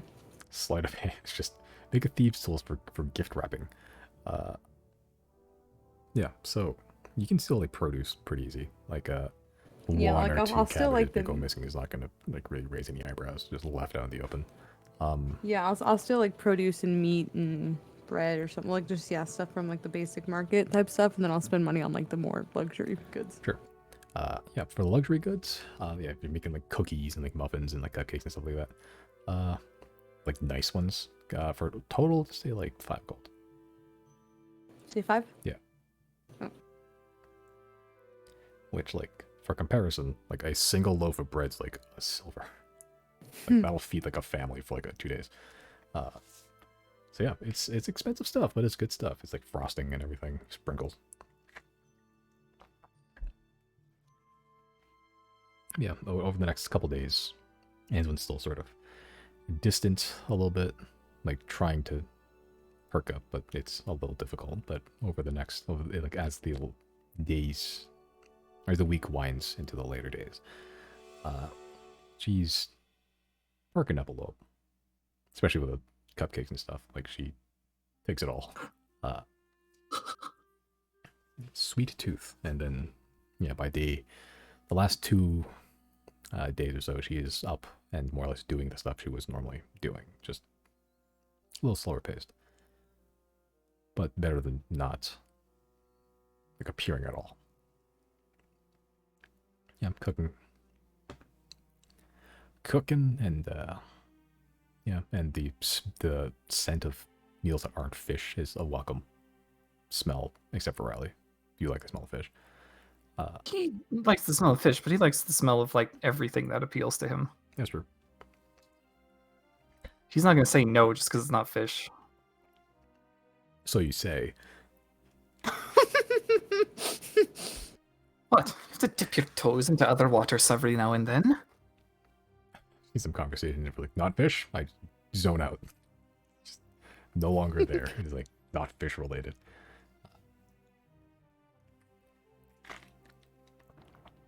Okay. As the dark days still wind on, the days only go from dim to dark.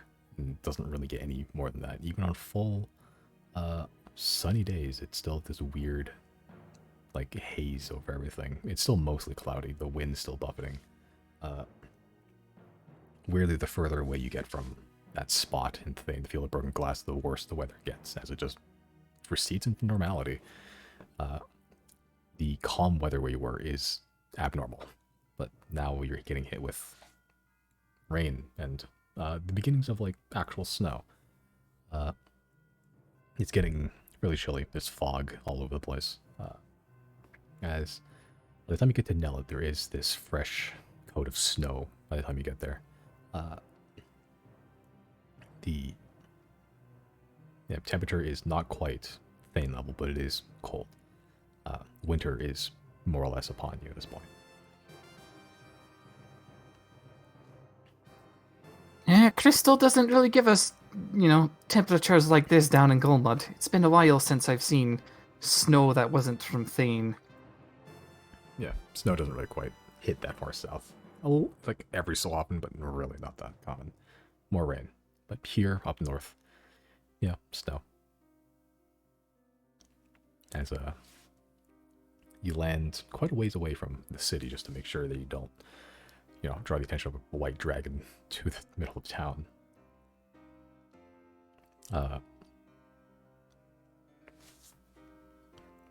Yeah, Anduin sort of packs up what mere belongings she had. Just mostly her clothes and like some like basic travel stuff. You can see that she still has the daggers and knives that Jana still has on her, just sort of kind of adamantly just hanging from her belt. That she's now just gotten used to doing that over a year of travel with Jana. Still has the chlorophyll cloak on her. She looks kind of like the makings of a adventurer in some ways. Like, she has some magical items. She's, clad in some weaponry. She's seen some combat, not much, but this is where her life of adventuring excitement ends, seemingly. She's taking Floomp with her? Yeah, Floomp is on her head. Yeah, okay. Yeah, but she has the Pokeball. She sort of, every so often, sort of lets him out as he just floats around. Kind of like a pet in some ways. Well, our paths will cross again, I'm sure. Besides, if you ever need to contact us, you know where to find us. Points towards Rock. Yeah. If I ever need to borrow some money, know to call. That's a joke. I'm not going to do that. Oh. Speaking of, are we gonna send her? Can she have Jana's bag of holding? What do we need it for? Yeah.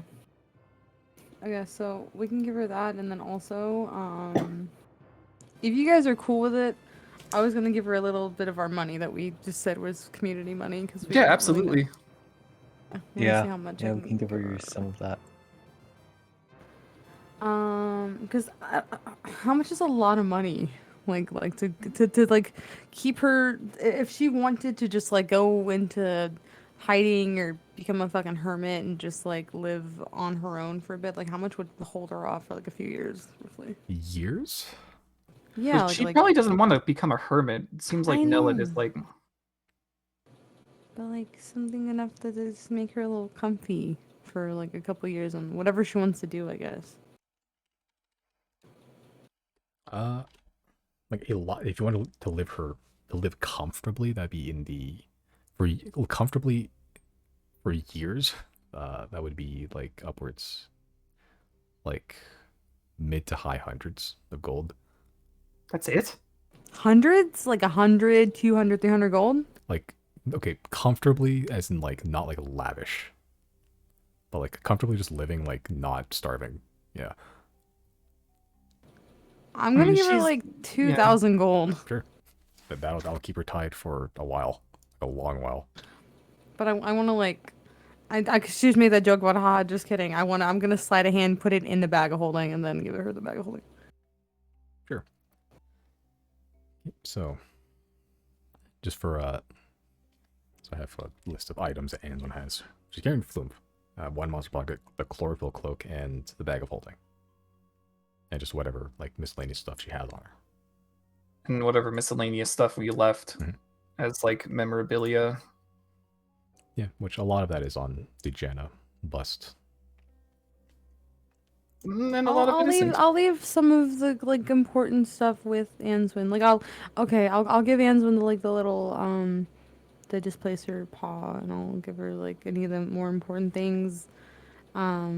Like I'll keep more of the trinkets. I guess I'll give Anselm like the bear, not the bear, the Blazer Beast paw, and the tie dye shirt if that's something she'll want.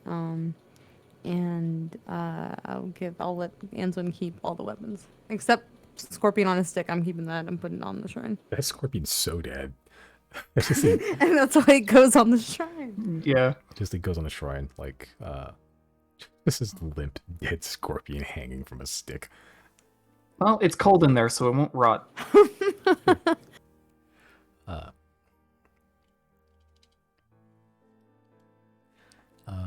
yeah, and I'll some also let her keep all of Jana's like regular arrows. regular rest. Well, I don't want to take everything. If I know like she's taking some shit and she's gonna like go out on the road for a little bit, I'll split some of the stuff with her. Like I'll leave the. I'm not gonna use these extra arrows. I'm gonna leave the walloping arrows, and the unbreakable arrows, barbed arrows, elder frost. You don't need to do anything. I'm just gonna remove them from my inventory. Sure. Anselm has over the year, like traveling with Jana, has probably some experience with a bow. She's not like hunting ready, but like, you know, she can shoot.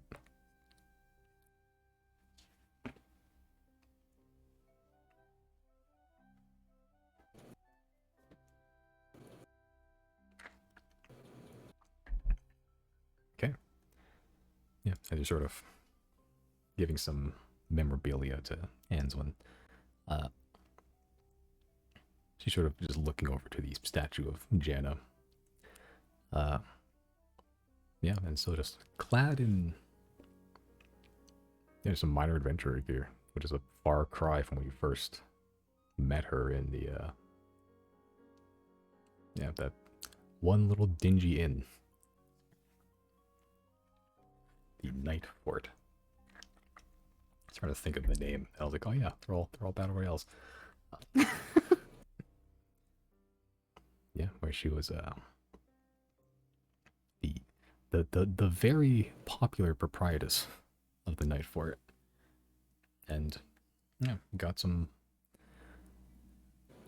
grew a connection with Jana. Then she was killed. Then she got came back again. But now she's sort of traveling on her own to a town and then about to go to a forest to tell her family, or tell Jana's family. Yeah, and she'd been with you, traveling with you as well, but all of you can tell, like, she has definitely evolved. As you're giving her the items, she sort of puts Floomp in the ball, sort of checks all of her gear, just like any adventurer would. So, this is it, I suppose. It is you supposing it. That is true. This is, yeah. Fair. But, You've got to home where the Zodiacs are, so, you know, make your own or come utilize our services. It's all up to you. Live life how you wish.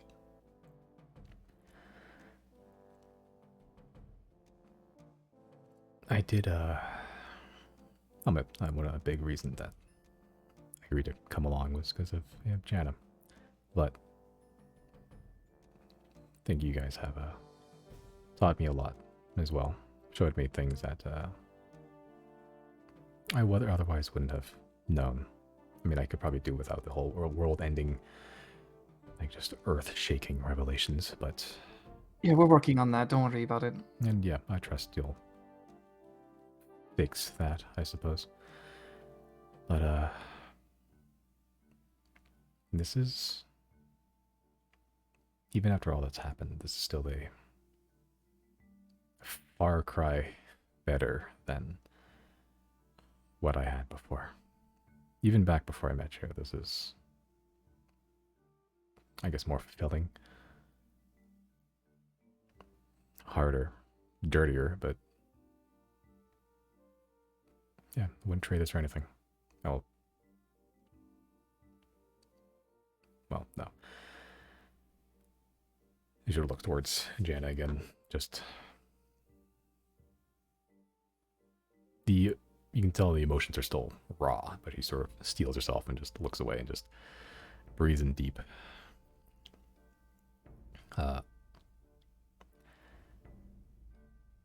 Well, I have a way to contact you if things go awry. I don't think they will, but... And if there's anything you need from me, whatever I can do, don't hesitate to ask.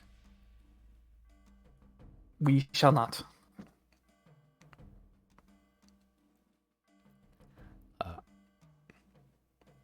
He sort of just holds out both arms wide and just looks like awkwardly at all three of you. Riley brings it in. Who else would like to join in this group hug? I I'll will- also join. Okay, all three I of you. will group hug. As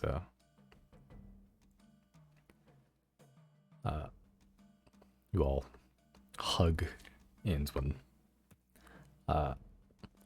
yeah, I don't normally do this with, well, anyone, I guess, but you were all fun. Don't die. That's that would make me sad, I think.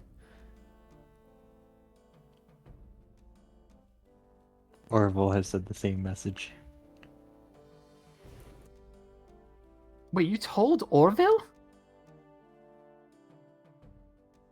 Yeah, I went at knees. I needed some stuff. But, You went and did that without us. Okay, then. Sorry, Answin. You have your lives, I have mine. Just yours involves more weird shit. Not surprising anymore, to be honest. You grow accustomed to it after a while.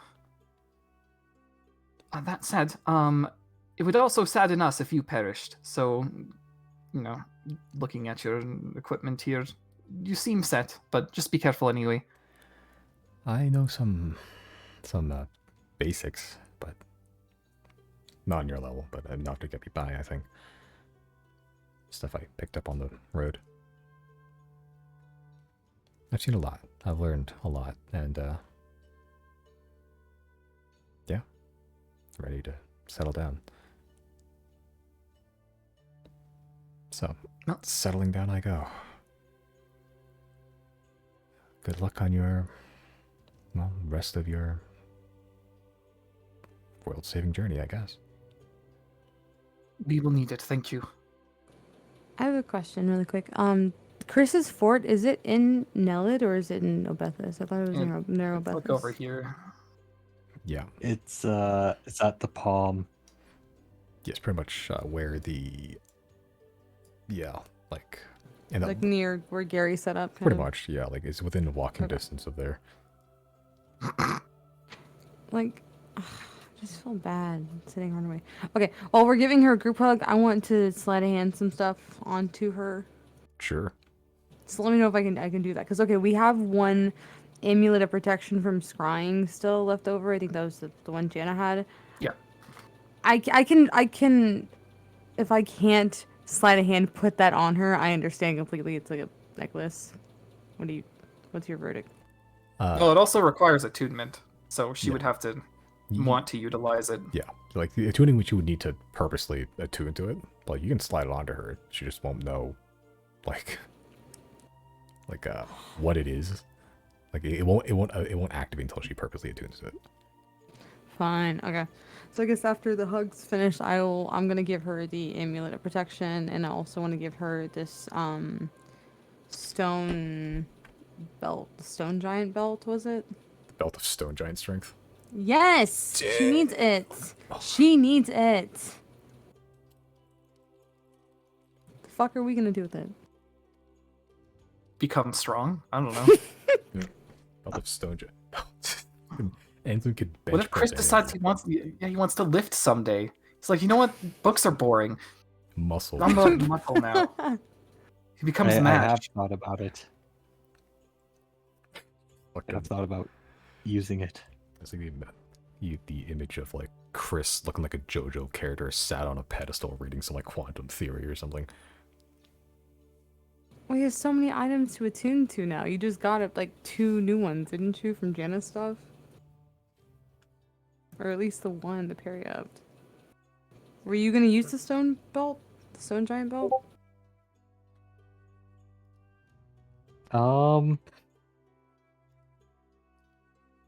I have no immediate use for it. So maybe if Answin doesn't want it, could use it someday. I'm going to strongly suggest to Answin that she takes them and utilizes them. She's gonna need help. And then also want to give her one of the lanterns that we got in the dragon. Yeah, like or the I guess it's boreal my stuff. only. What was that? Boreal lantern. Yeah, the boreal lantern because it never goes out. Just want to give her that. Flume, monster pocket, chlorophyll cloak, anti-scry amulet, belt of stone giant strength, maybe.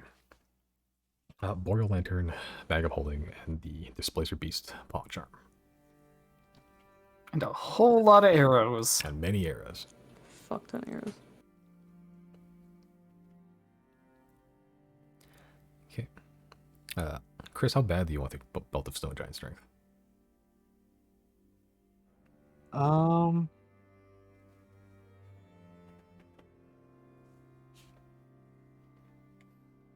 Hmm.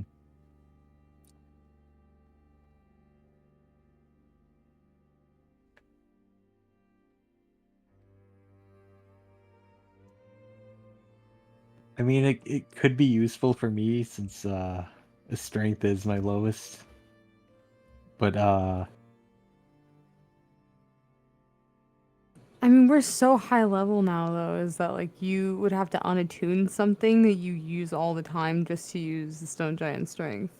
When I feel like whatever you're gonna need the stone giant strength for, me and Riley could probably do, or like we could find another way around it. Versus the hour it's gonna take to or the 2 hours it's gonna take to unattune something you already have and then attune something new.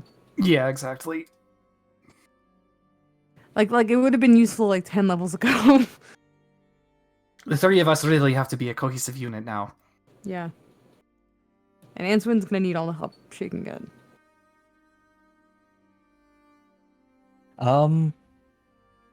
yeah, I don't think I need it at the moment, but you know, maybe I'll ask to borrow it one day. And I'm sure she'll be happy to give it over. The yoked ass hands one. I also have these blink back boots. Do we need these for anything? Probably not. But she's already got like 3 items. Yeah, she that can is use, true. so- Okay. And, 2,000 gold. That could buy her another one. That's true. Okay.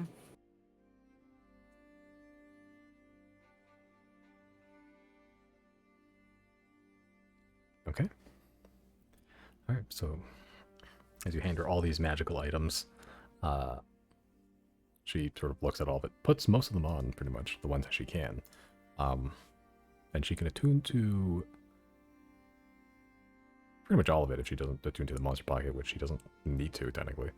Yeah, so sort of lets him flume out in the open, takes the cloak, because she had it, the amulet, the belt, and just puts them all on. She's looking like a real adventurer now.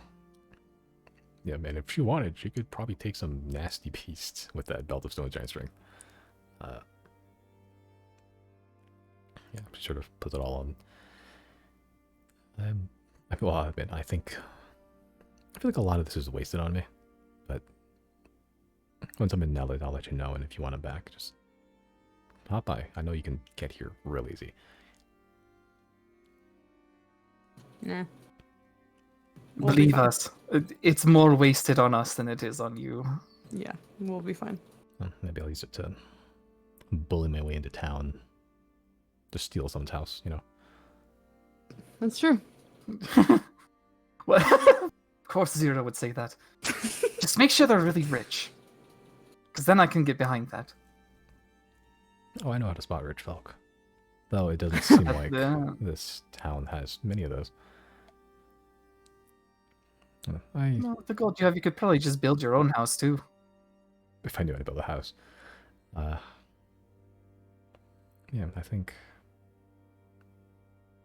I don't think I'll need to rely on my old skills here, so I'll be okay. Well, eventually, I'll be okay. But thanks for well, taking some random non-magical girl around on the world.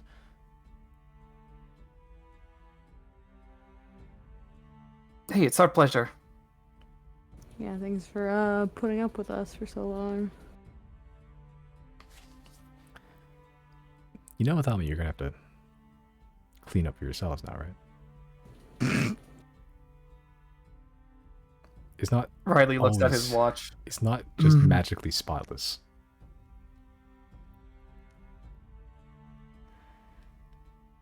Well, you have a lot of money. Consider hiring a maid.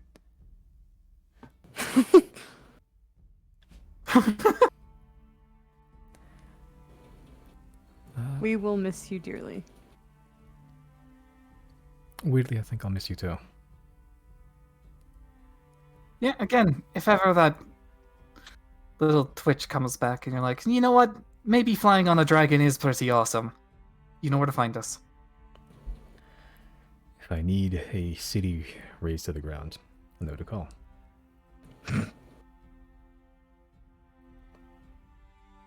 Oh.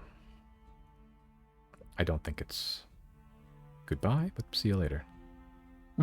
Enjoy the last leg of your journey. I will. It'll be Make good choices. Be safe. no promises. Yeah, and with the with a lack of promise to make good choices, she turns around, picks up all her stuff, and walks out of the dragon house. She's been here for quite some time, almost since the beginning, I think.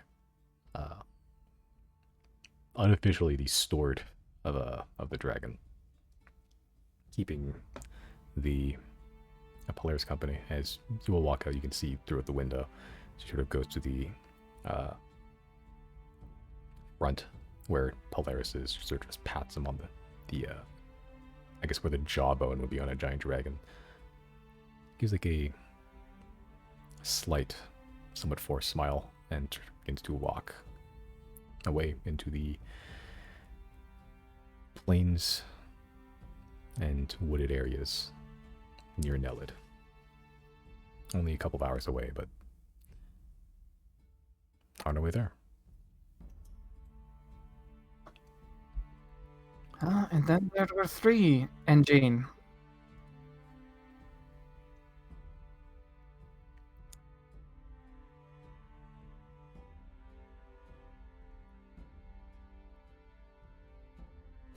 What? Like if we had to put a level of adventure on Answin, is she a level at all yet? Is she allowed to be a level? If over the year of training by like a high level adventurers and like this experience, she'd probably be closer to like a level 1 character.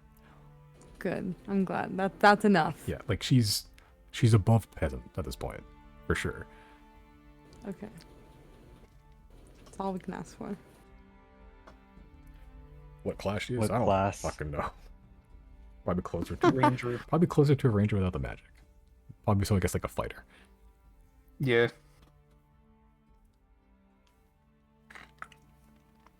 Next campaign, she's some grizzled hulk of a woman. Oh, yeah, 'cause Yes, she's a back in half-elf, my isn't day. She's a she? half elf, yeah. She is, yeah. And she's not old either.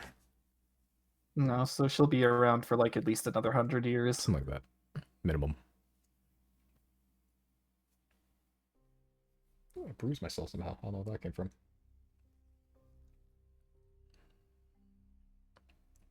Yeah, where to now? Well, was it implied that we got Lizard Caldi her product over the week? Sure. Yeah, okay. Because like it in takes that- you so with the teleportation you guys have, it's negligible difficulty. pretty much. We could just assume that's going on in the background when we're not actively doing stuff then. Sure. In that case, do we send Polaris straight to Calbe and, start discussing strategy with Merrick, or do we go to Merrick, stay there for a bit, and then go to Calbe? Or Narset, it depends. It might be good to go meet up with Gary and Merrick and just get information on the areas before we go there. Yeah, let's do we can that. send Polaris on his way. All right, we'll do that then.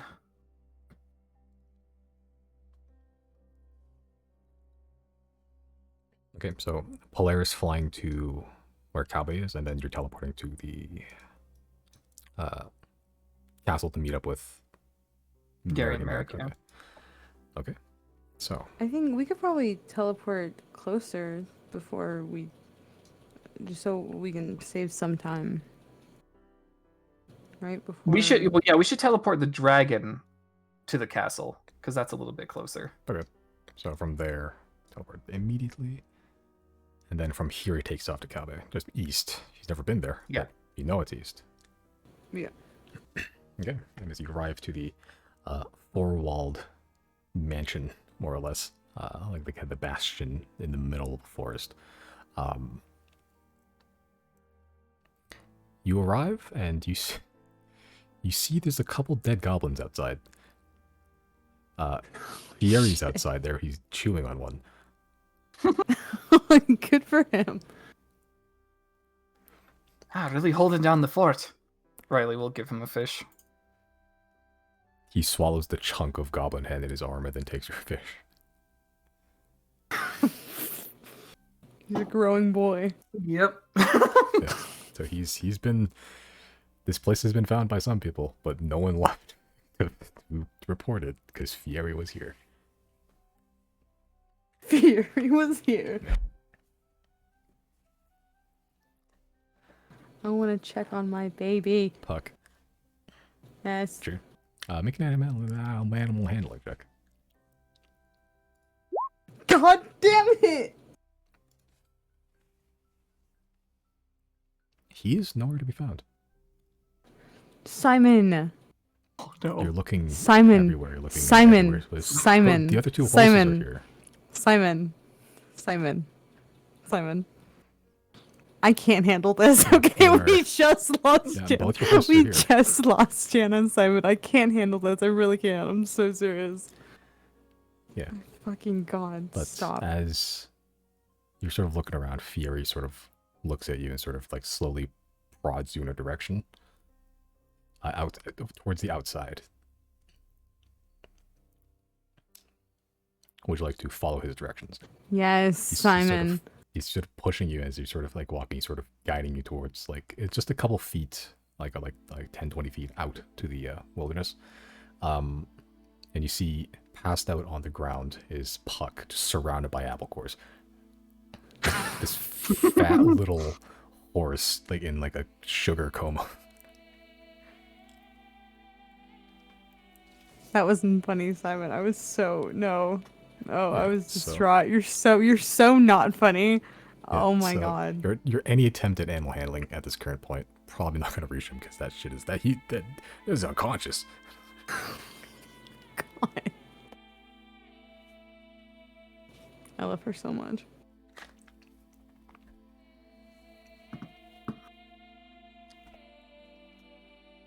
Is she small enough I can carry her back, or is she like, she's not big, Wait, what's your right? strength? She's, Like high, right? my strength is 16, no, you yeah. can carry it back. I'm gonna carry her back.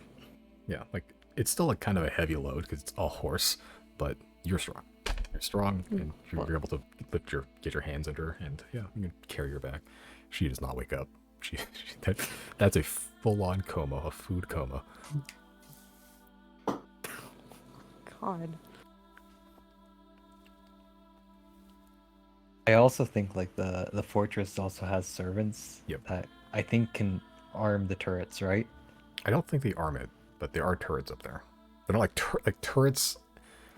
Like the turret of a castle is like the top like portion of like a tower. Like in this context, it is not like an actual gun turret. It's like a crossbow at best. Yeah, like I don't think the castle had any weaponry. It is the turret is like Okay. the top part of the castle. I'll have to install her. Yeah, you can install stuff here. It is a full functional castle. If you have the money, you can actually hire people to like just to guard it if you really want to. Maybe Tannen has connections. There was the other Riley.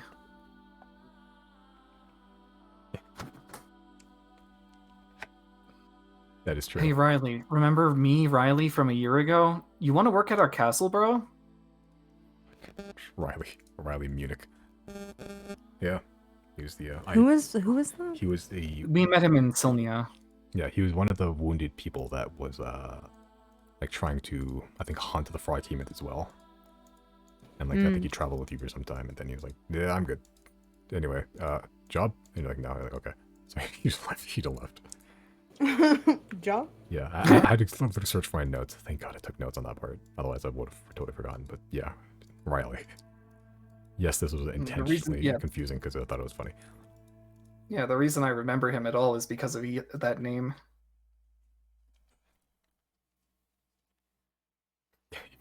He may not even remember you, to be honest. But I think he was getting up in his years. Yeah, he was, that's an option.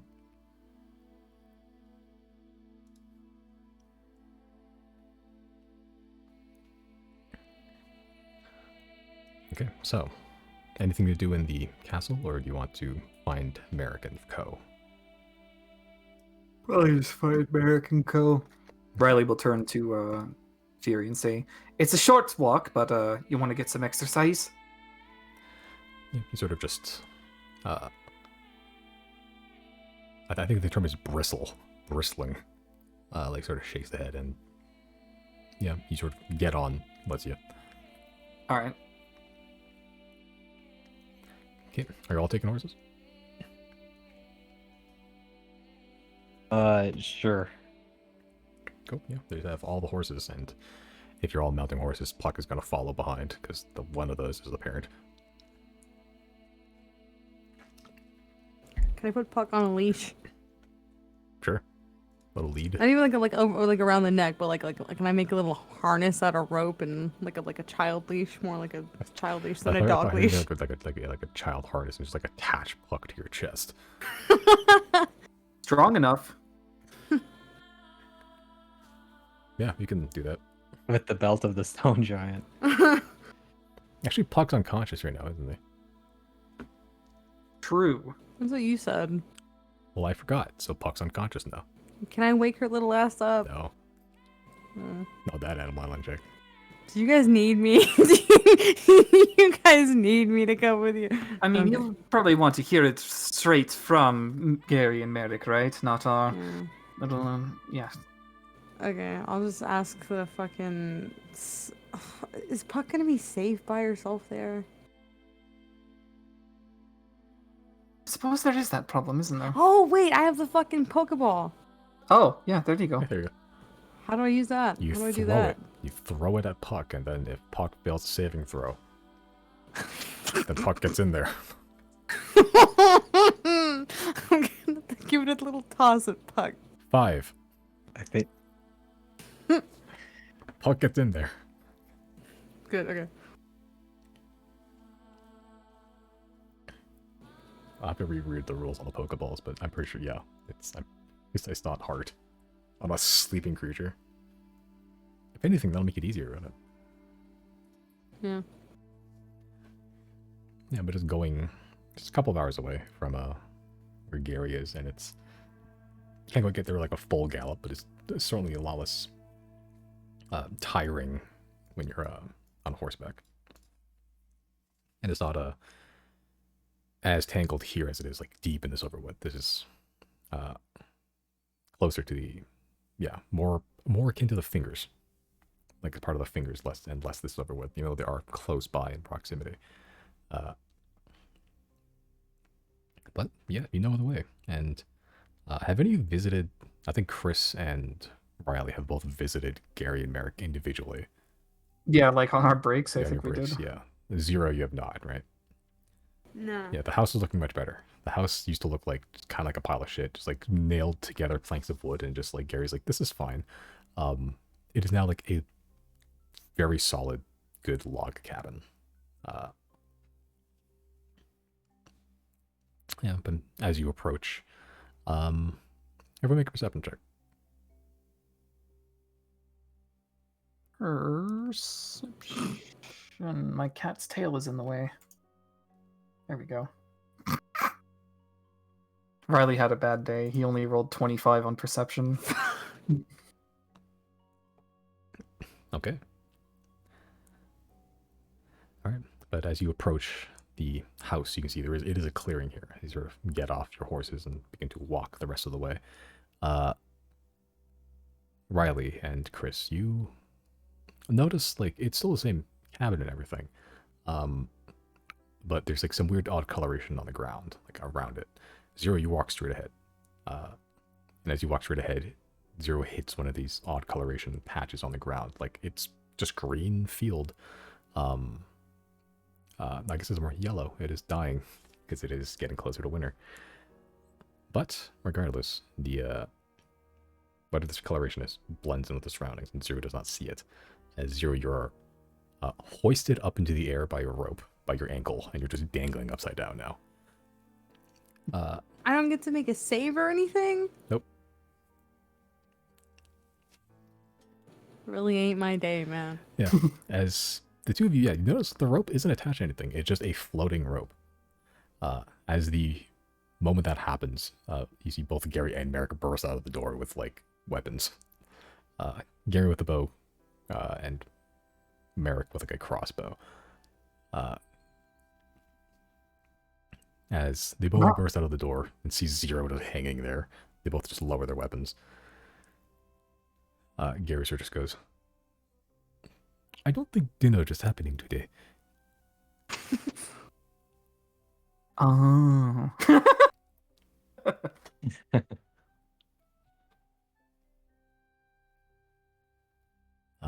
Gary sort of approaches. He sort of mutters something on his breath as the rope just drops, and you sort of have to shield yourself from snapping your neck against the ground.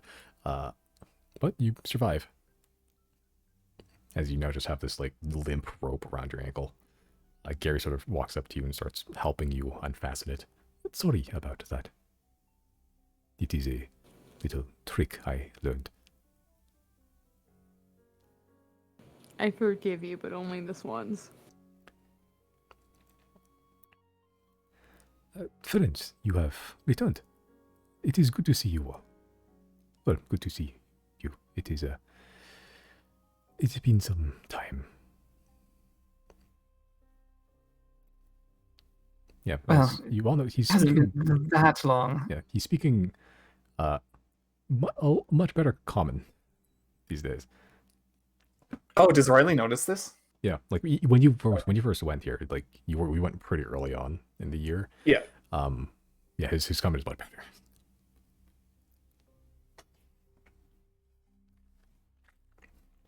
Ah, you're not Have you, speaking such broken common any longer. It is a year learning from a very turns to Merrick. Strict teacher does help. Where is Jana? Yeah, we got a lot to discuss.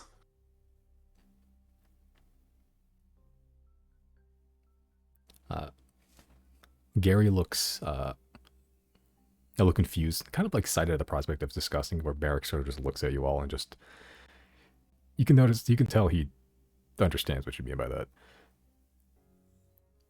And he sort of just, sort of, his eyes sort of defocus and he sort of just nods. He sort of just goes, I'm sorry, really. Well, I mean, there's really nothing to apologize for. She's gone, but she didn't leave for nothing. Is Jane with us? Probably, yeah. Yeah.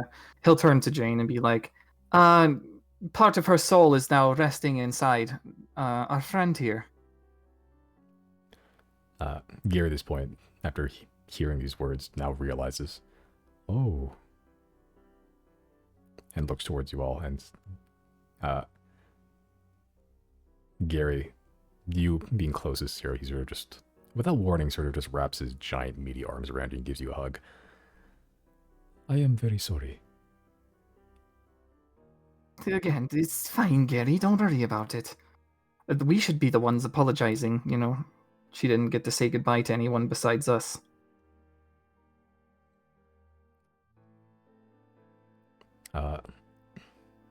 Merrick sort of like pipes up, sort of focusing his eyes again.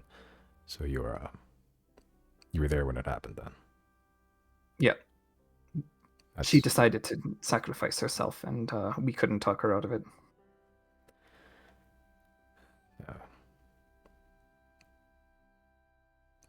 You're in some ways you're lucky. A lot of people don't even get that chance.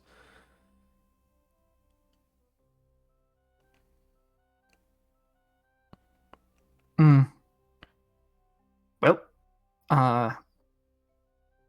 we would like to discuss how to make sure that either more people do or nobody has to at all.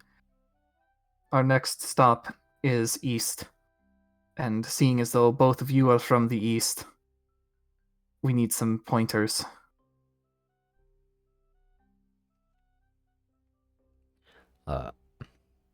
You're this one, let go of you. Zero as sort of walks back up these steps to the really nice log cabin. Sort of opens the door. We can talk more inside. Just don't touch any of the grass. Right, you needed dinner. Well, I hope fish is fine. Some people are tired of it, but I don't understand how. Merrick sort of just goes, well, fish would be a good change of pace. We've been eating a lot of deer, venison. Perfect. Glad to help. The opposite problem. Not enough fish. Not enough fish. Yeah, as you all enter, Jane sort of enters alongside as formally introduces herself. I am Jane. Nice to meet you.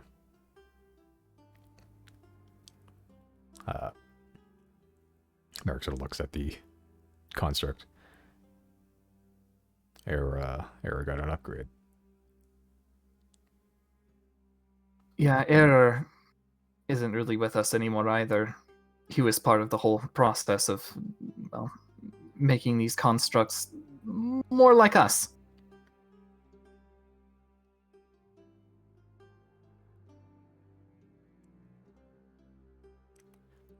Merrick sort of looks up towards Jane. He's fully sat down, like leaning up against the wall. You can see there's the like a small fire pit that still has some smoldering embers. As Gary sort of puts some kindling in there and stokes it back to life, blowing on it. Merrick looks up at Jane. Well, you're alive now. It's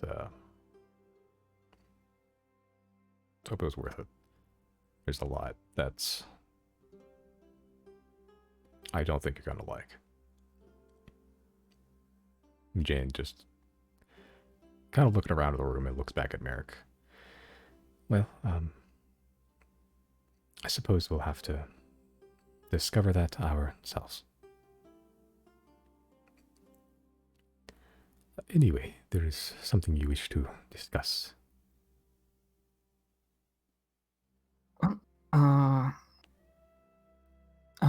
The receivers, as we're now calling them, have some cousins over in Calbe. There's another one of their kind of central networking. They call it a nexus. It's like a hive. They have one of those somewhere in the mountainous region, and they are currently acting as mere pawns to the enemy. They are without any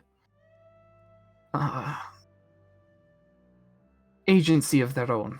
We seek to hopefully convert them to receiver status, and if that is not an option, then we need to make sure that they are under check so that they don't pose a threat when the invasion begins anew.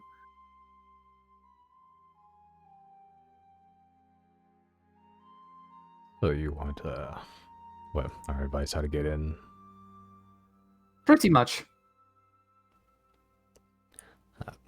Gary at this point fully and full stoked at fire is now roasting some of the fish that you gave.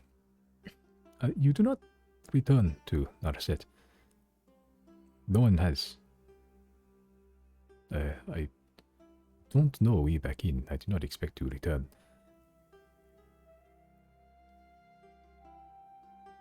And Kalbe?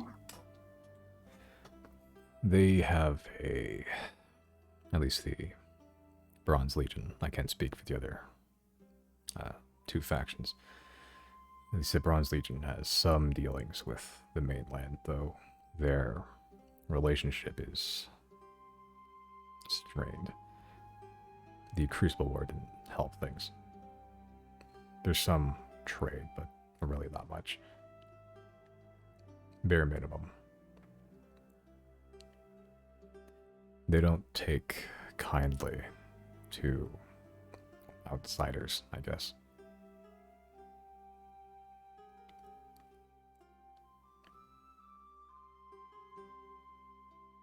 So infiltration would have to be the route we go for basically both. You can get in sometimes. You just need a reason or someone vouching for you.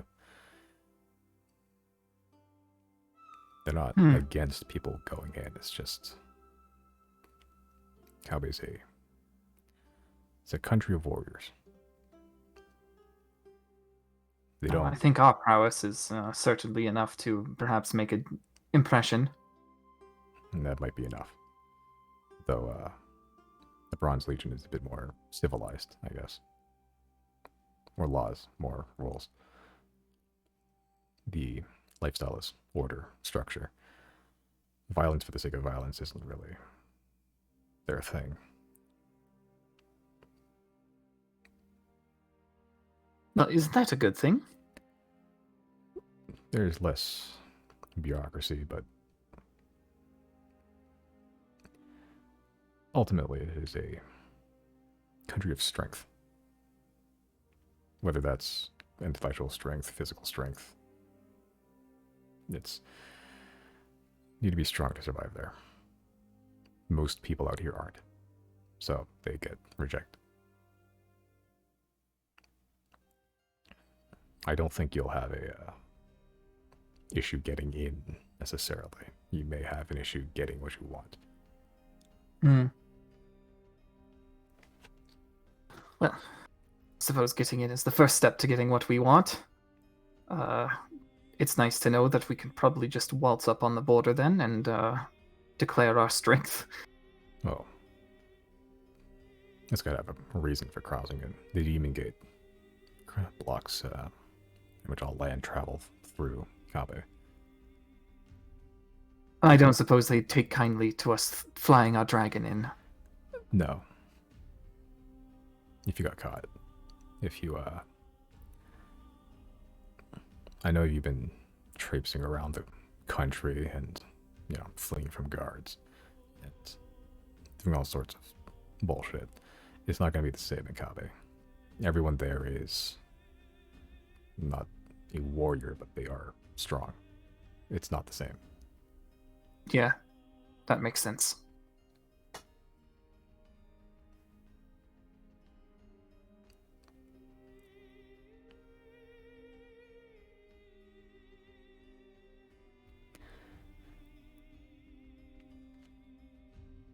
Where did what place that you needed to go to was? All we know is that it is in a mountainous region in the east. And so, well, that lines up with our maps. Though we did also discover something interesting. We don't know how to get there, but our understanding of where Hydegray exists is further expanded upon. We are one of 3 Hydegray-sized systems on this, plane of existence, I suppose. The other 2 were much more devastated by the invasion. We actually got lucky. And so one of them is out there rebuilding, the other, well, apparently it got hit real bad. So, east could mean Calbe. It could also mean very far away.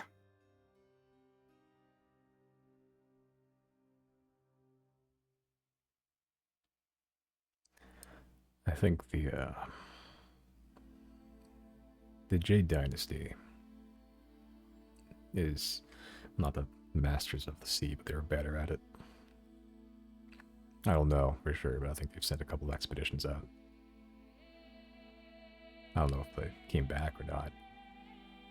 They did.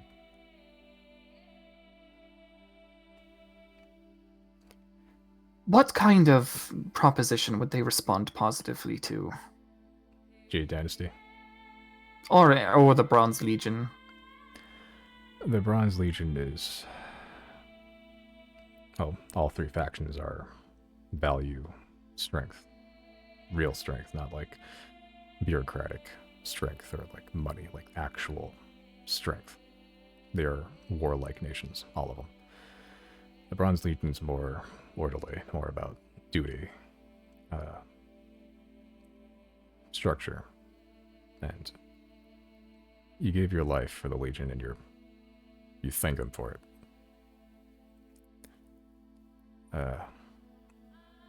Dynasty, they're more tricky. They're more, let's call them cunning. They're more likely to try to find any advantage they can. And the Ironhearts, they are really the embodiment of strength for strength's sake. I think if you went up and killed their clan leader, you might just inherit it. Truly the strongest survive in the Ironheart clans. But if you don't have a good reason for what you're doing, if you don't have the means to back it up and prove yourself, then you're not going to get very far in either place.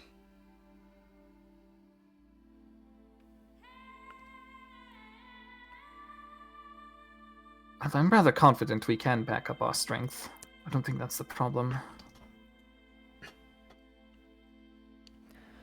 The second problem is that the leaders, they more or less rule with the absolute authority that they earned, all of them, strong warriors. And they're not likely to just help you out of good as other hearts. They always want something. What are they most likely to want? Some sort of advantage over the other. None of the three factions like each other. They've mostly been warring with each other for as much as history I can remember. The only time they did band together was during the Crucible War, when Reese invaded. Would you consider yourself to have any preference over which of the three factions is the strongest?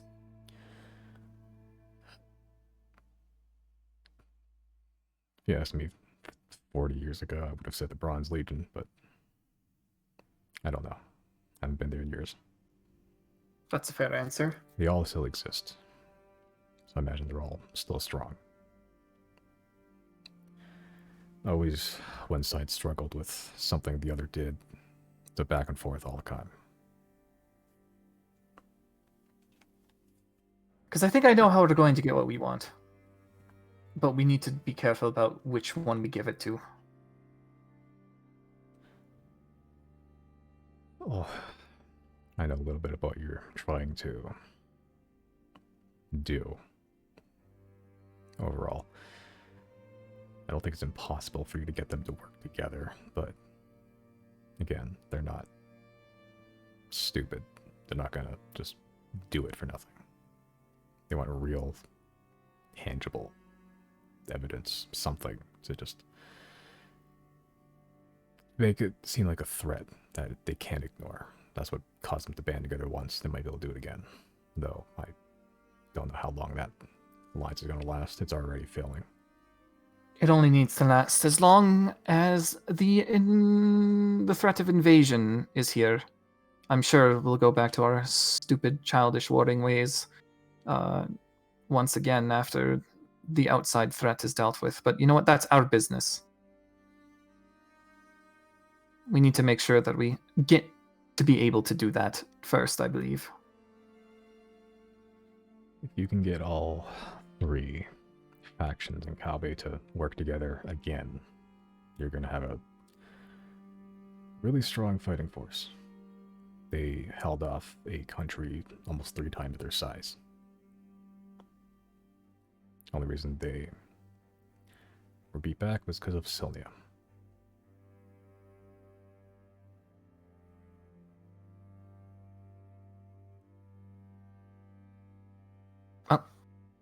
I believe that's probably enough information on Kalbe and Gary, Narset.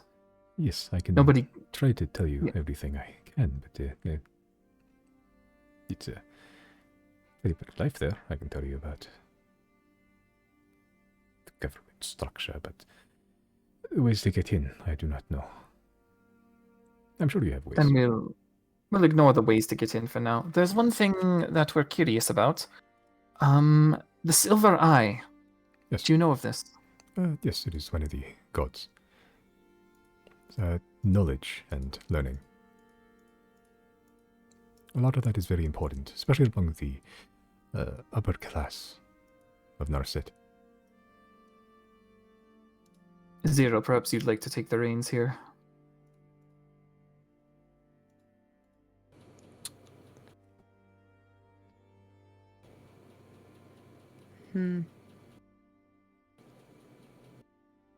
I might have got lost at some point. What do you need my help with? We have If the you- point of connection, right? The Silver Eye is more than likely Elena, right? Oh yeah.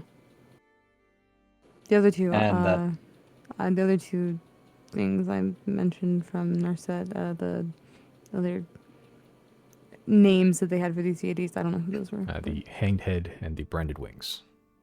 Yeah, I'm saying I don't know who they actually are supposed to be. Okay. But I want to ask. yeah, yeah, sure. Yeah. So you ask about the hanged head. It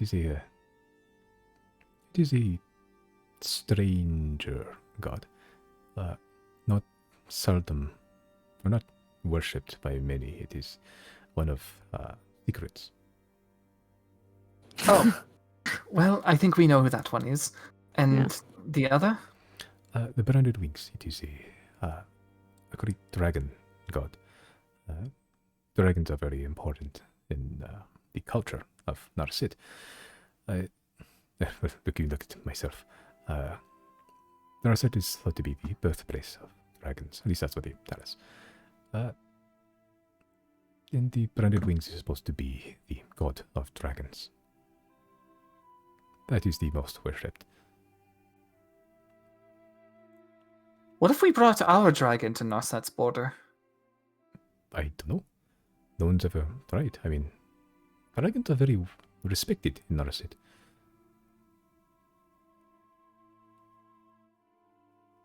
What if we could get in just by saying, hey, we tamed a dragon? And We could Polaris also- is respectful. I wonder if it would give us more brownie points if we were like, oh, we work for the dragon, and the dragon is like the one in charge here. 'Cause he's intelligent enough to lie for us. That's true.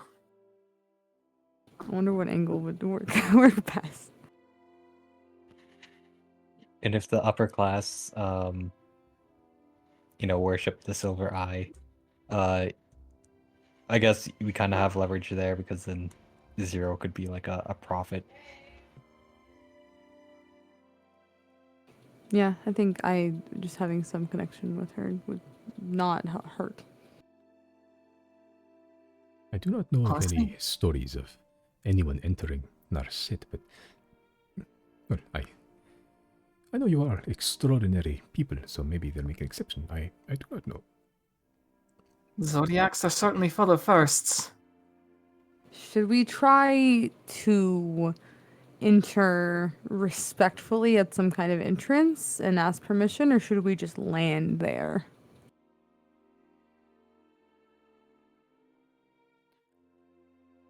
Like, I think one of them obviously would incur a more violent or panicked response than the other, but I think both of them are probably going to not be received great. We could probably land like somewhere near the front gates.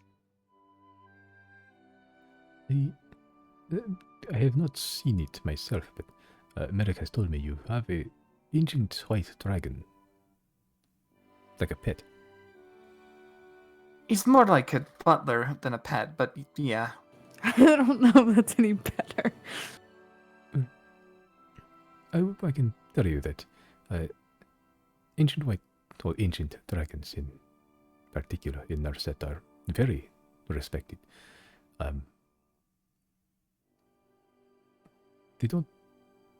They are seen sometimes. They tend to leave many people alone. If you have an ancient white dragon, I can almost guarantee that whatever gods may find you, they will be very hesitant to attack. Well, we have our ticket in then. But we don't have any guarantee we'll get what we want. Actually, what do we want in Narset? As of right now, I just think we wanted to explore and figure out what they're not. I'm not gonna say they're hiding anything, but what there is to be found there related to our greater issue. Right, 'Cause perhaps maybe we they- could appeal with some of the higher ups. Yeah, like we don't know what we Yeah. don't know, and maybe they are capable of helping us somehow. Maybe they know more than we do. Yeah. Yeah, maybe they know more about like the 10 and why they don't worship the 10. And that sort of thing. If it's knowledge you want to go to Mosiso. Could you mark that down on the map? I don't really know where it is on the map. They don't. That's fair. They don't really give us maps of the country. I don't know the shape of it because of maps I found out here. So Do they you think have he a thinks- map you Interesting. found out here on you? I've seen maps of the world, and I've seen other people have marked out the shape of Narset. Where its specific locations and cities are, I don't know on the map, but I can roughly gauge. Is it near the coast or very towards inland? It's closer to it's inland, but not that far from the coast. I guess north and south Narset would also be good indicators. Yes, the capital should be on the bigger chunk of land, probably southish. It is where most of the society is. There are smaller villages dotted all around the oases, but Mosiso is where the upper class are, the mages. It is the floating city. Oh. Well, we could probably just fly our dragon in there. You can. I've heard it is heavily guarded.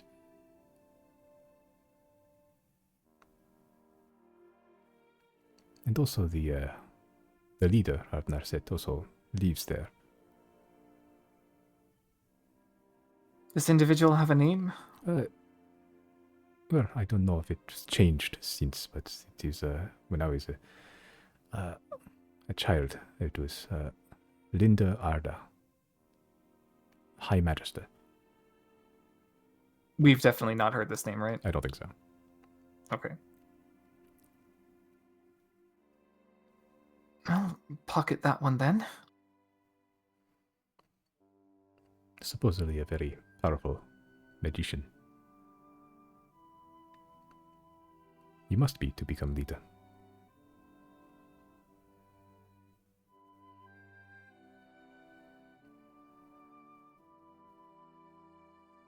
I don't believe I have any other questions.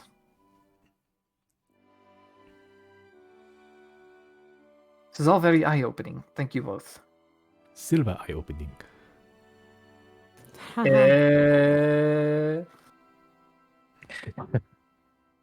I guess it's just deciding which one we want to go to first. I know Narset never gets visitors, but if you had to like guess if there's any kind of gift we could bring to maybe, make people a little bit more friendly towards us or something. You can try kiwis. Is that like a universally loved thing, or is that a Gary loved thing? I do like kiwis. Do you guys have a lot of kiwis in our set? Yes. I didn't pick Well, then the we fish. should probably not bring any. Do you just want kiwis to carry? What would you do if I said yes? Do you have kiwis? We do not. I might actually. Yes. What? I think I've been keeping it for a long time. So you pull a mush. Oh, Yeah, it's in my stuff. Yeah, I have one kiwi, but it's been in there for like over a year. What a year. So you pull out this like sludge that is like a little like greenish black, and it's definitely growing mold. Yeah. I mean, it was a kiwi. How if I can plant it? I'm not a great farmer. Have some seeds in there. I can try. I then I can have all the kiwi I want. True. Yeah. And then dinner won't be a problem anymore. I can try. He sort of takes the very mulchy kiwi from you, and goes outside. As you look outside, he starts like digging a hole like a dog, like with his hands, like clawed hands, and just through his legs, and he slapped the kiwi in there and like pulls all dirt back. Maybe it'll grow. Don't forget to water it! Oh yes. He spits on it. perfect. Watered. No, there's usually a ritual with this. I do not know it, but maybe it'll grow anyway.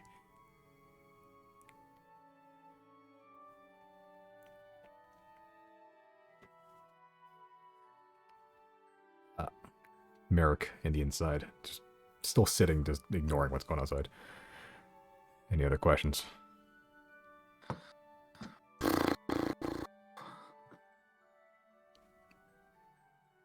What kind of gifts do they like in Cow Bay? Oh, it depends on who you're asking. Well, we have to go there and try to make peace between 3 different factions, right? What are we? What's the go-to like welcoming kind of gift? Most people don't really get gifts. It's more of a service thing. There's always a hierarchy, at least in the Bronze Legion.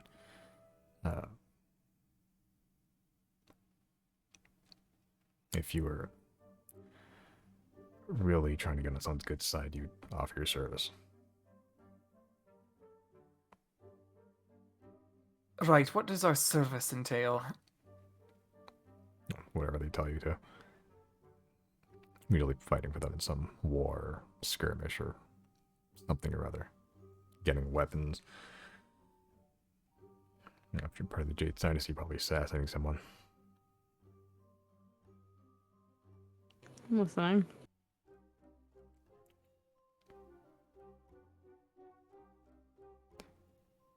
Otherwise, weapons, tools, something useful. It's not a lot of flair in the Bronze Legion.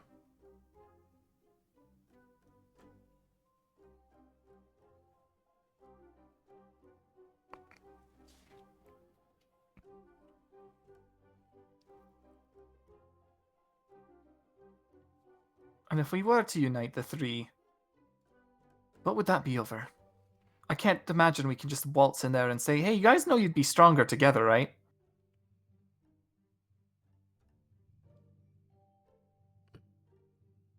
If you do come to some accord with them, with all 3, it'll be the second time it's happened in this century. Again, and I don't think it'll last.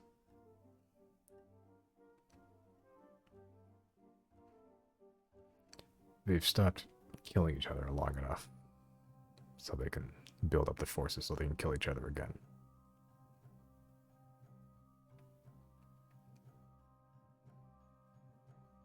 Well, how do we feel about that as a culture?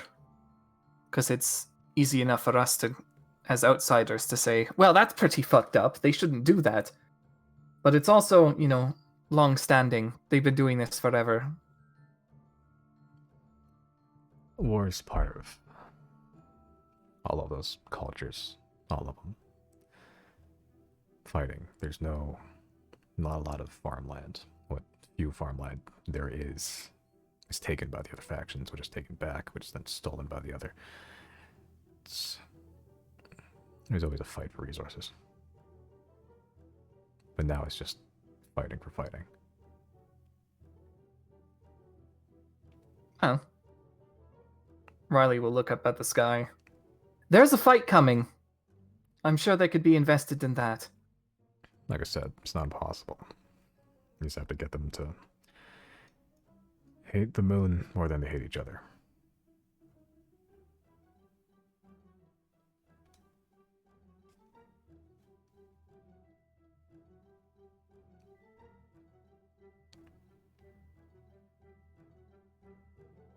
All right, then. I think in terms of Calbe and Nasat, that's it. Has Claudine or Mondo, have they attempted to contact you two at all? Not yet. Because something's bothering me. Claudine has received a mission from the Rexons, and I know not what it is. I should probably check. In fact, I'm going to do that right now. I'll send to Claudine. The Rexons didn't task you with, eliminating the Zodiacs or anything, did they? Send a message.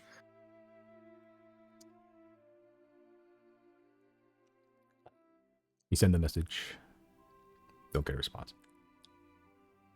But it did send. Yes. She's ghosting me. I don't like that. Left you on red. Can I use the scrying eye on Claudine real quick? Sure. What save does she need to make? She is also a high-level adventurer. You guys have surpassed the four corners in terms of power at this point. I need to find it. It's wisdom saving though, right? I think so. And my DC, I think, is 18 or 17. It's whatever your spell save DC is, because now that you It's 18. 18, yeah, because you absorbed the eye, so now it just uses yours.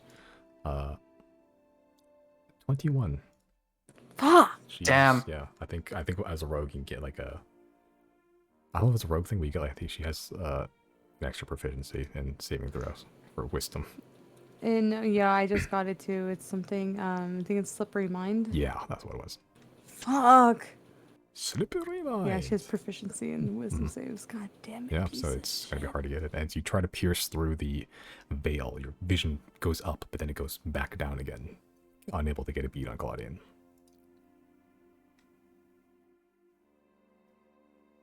That's mildly concerning.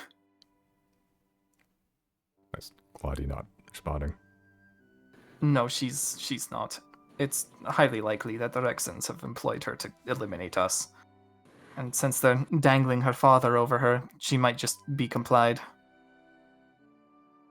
Well, we could take down the Rexons, and then that would kind of eliminate that, but it would also get on Liz Ricaldi's good side, I guess. Who cares about being on her good side? I give a fuck what she thinks. I wouldn't mind giving, getting rid of the Rexons, and then replacing them with the Faceless. I don't think the Faceless is like a perfect group, but they're not doing what the Rexons are doing. So, I if it's for the sake of multiple different causes, I wouldn't mind taking them out. Well, 70 days, remember? We've already, gone through 10% of that. Yeah. We need to pick a struggle. can I cast Sending also to Claudine and I'm just gonna say, I need to speak to you. It's urgent. Make a persuasion check.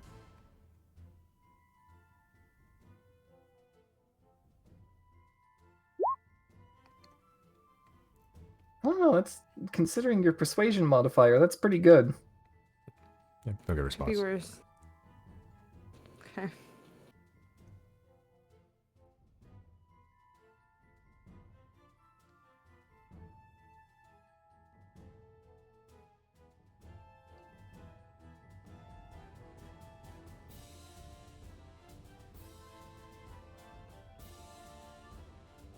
Well, Claudine could very well be a factor in some sort of thorn in our side now. I don't blame her for it, but it is quite annoying.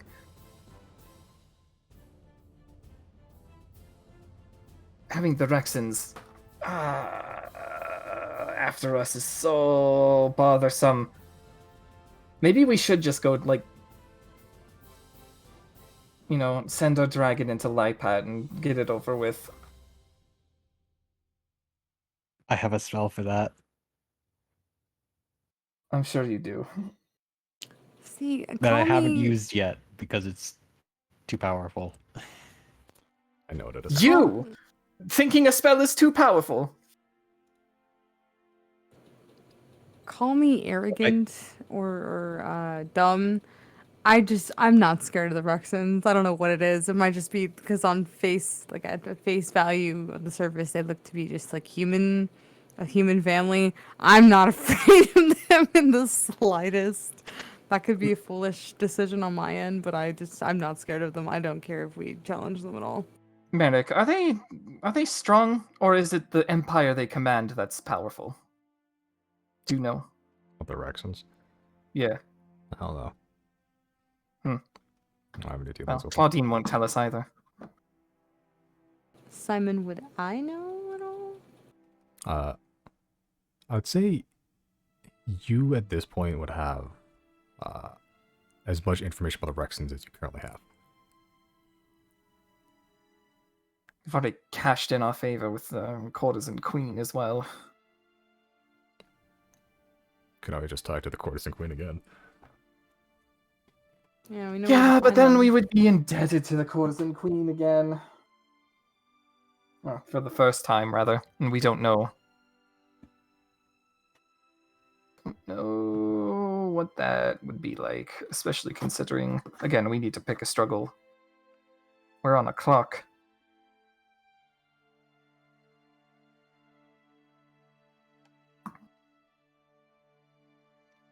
What needs to be done? See, we don't even know that much. The reason we want to go into Calbay to begin with is for damage control. You know, if we can minimize the amount of sway the enemy has on any of this, it'd be great. Because once Central Server is back up and running and it connects to those constructs in there, they will start attacking us.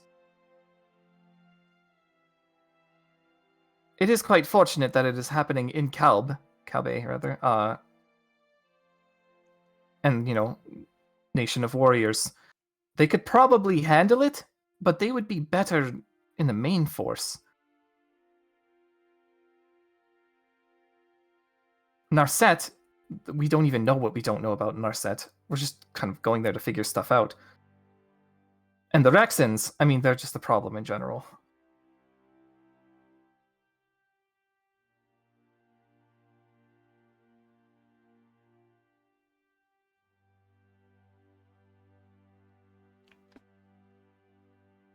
If we do go after the Rexans, I'd want to make sure the Arbiter knows that we're doing that. For he's a dick too. What, you think he's gonna Just- suddenly be on our side because we got rid of the Rexans? No, just like a subtle message, like saying that we're doing, like, but not saying like, but, you know. Okay, so the Rexan Empire falls, and then what? Then that leaves the Arbiter to try to find the remains of Lipat and attempt to seize it, which we would have to intervene in should we want to. And it also leaves Silverwind more powerful. not great, but it does bring Claudine back to us.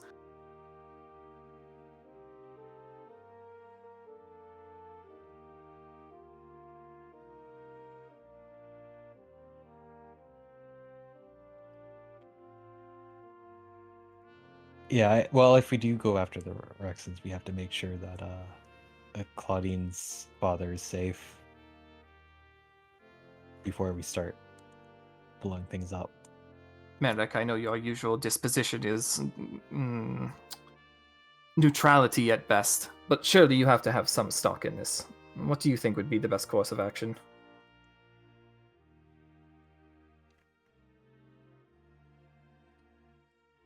The ultimate goal is to stop whatever this thing is, right? Correct. So what do we know will happen if we don't act? The constructs that are probably in Calbay or in some mountainous region will begin to mobilize on our peoples. That much we know. As well as, whatever other front of invasion, whether it be the meat spawn or some sort of strange glass person, those will also descend on our realm. If you know that much, I would start there. Narset Yeah. is a big question mark, and the Rexons, Claudine's a big girl. She can take care of herself. True.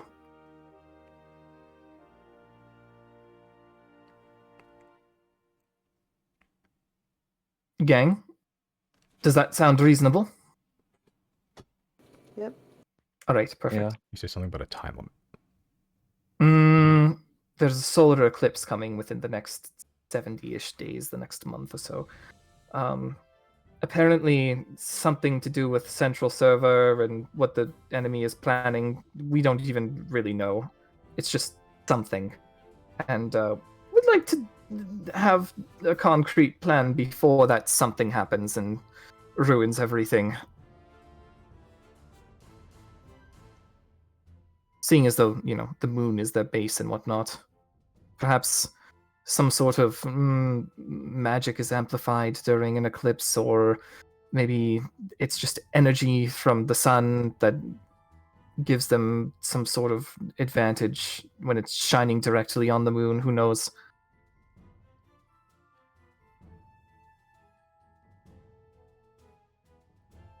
Merrick sort of looks into the middle distance, just straight ahead, not focusing on anything. Still steely-eyed as ever, as Gary, dirt still clinging to his claws, so standing at the doorway.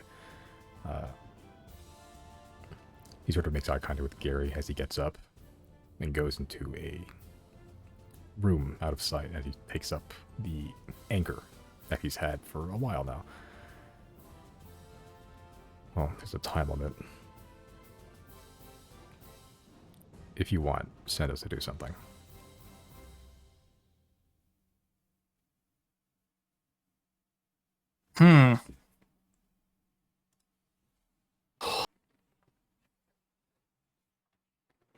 That's so rough. I was not expecting to be able to command Merrick today. Shit. What do you guys think? I mean, I don't know where to send him. Should we just bring him with us for now? The problem is, what was Merrick's backstory again? He's banished from the Bronze Legion, right? He's the Chainbreaker. The Chainbreaker was the nickname he picked up in Howrah. Wait, was he freeing slaves? Yes. Oh. Oh.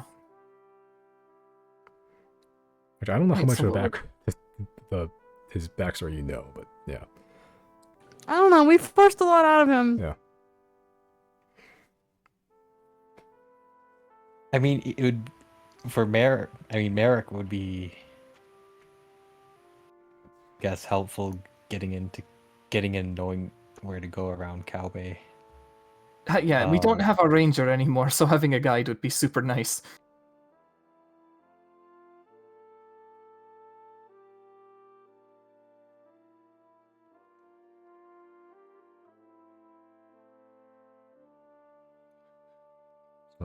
tagging along. Given that our other, struggles right now are possibly finding clues in Narset, or dealing with the Rexons, or going whoever knows how long across the ocean to find the other continents, it's probably the most practical to have you come with us, right?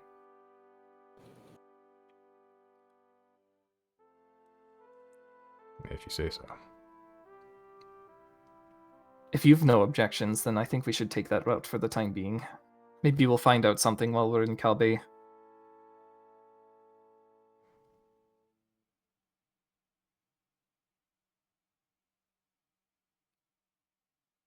Yeah, as Yeah, I'm good with Merrick sort of picks up the anchor, hoists it over his shoulder as he sort of looks at the ground. Tagging along. Well, suddenly I regret telling you to go to Calvi first. That's what Again, you don't have to.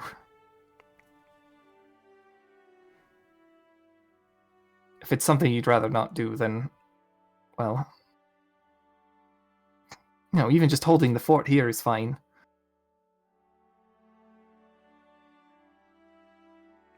I've been doing a lot of thinking.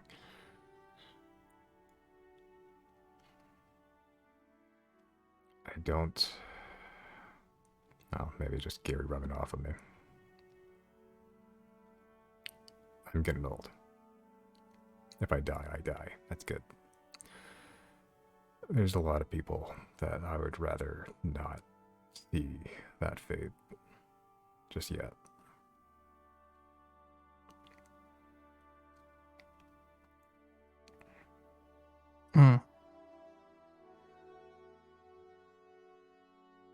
I'm in the same boat.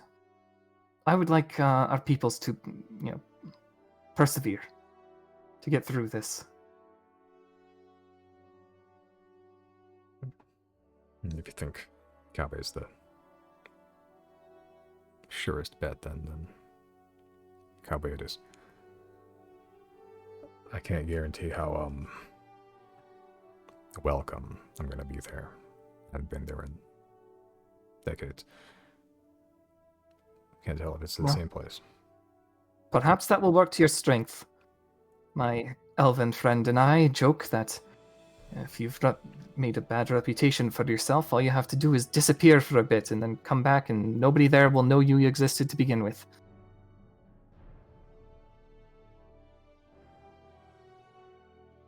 The Bronze Legion has long memories. If I'm alive, people will recognize me are alive. Oh. You've got guards this time, I suppose. Should they try anything funny, we'll intervene.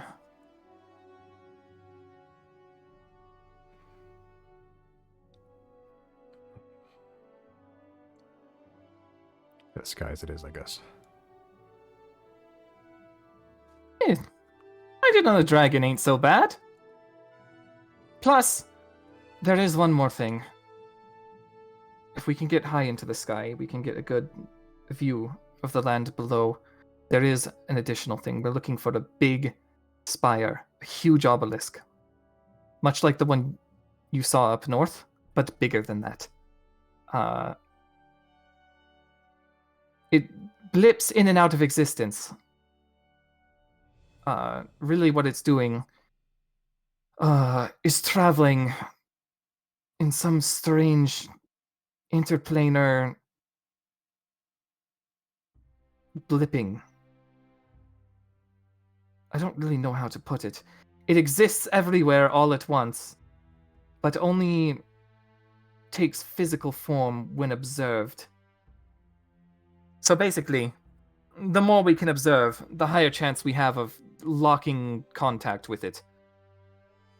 And then, once it is observed, we can interact. That is another key to this. Look for big obelisk. Pretty much.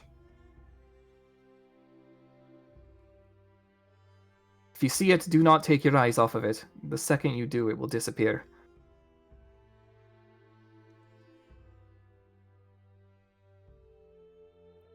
Keep an eye out. Excellent. While the conversation is happening, Gary is just rubbing through the back as he's just packing up, and he gets the big bow out. It's a massive bow. He's sort of very happily just chewing on the roast fish that he's that you gave him, the bones and all. Just very excited, just like waddling out of the door. Oh, I can't wait to meet this great ancient white dragon. See what stories it has to tell. He's gonna be so disappointed. Yeah, that shit's dead. It's Nobody tell him. Nobody fucking tell him. it's the reanimated puppet of fucking court of a tree dragon. Nobody fucking Well, tell you him. see, young dragon, I was a head on a stick, and then I was a dragon. Just Weekend at Bernie's in the middle. Yeah, pretty much. Oh, yes, I am a grand dragon. Hello. Okay. As both two corners, I guess the line, leave their very comfortable cabin that they've been living in for the past year, walking towards Polaris, and ready to head off to wherever you're heading, Calpe. Try to search for this last apparatus facility somewhere. If it's another gun, that's going to be a very wide range you can cover. But we'll see if you can head that off in time as make it to the dragon boarded. Gary's very excited, but you can see as Gary gets there, he sort of like bows in reverence for a little bit, and then player's not knowing what to do, just doesn't do anything as he boards the ice house. Jane following along, just still taking in the scenery, the world around her. New eyes, new mind to comprehend everything. That is where I'll pick it up. Leave it off today. Good session. I can finally stop recording. This is true. And I am watching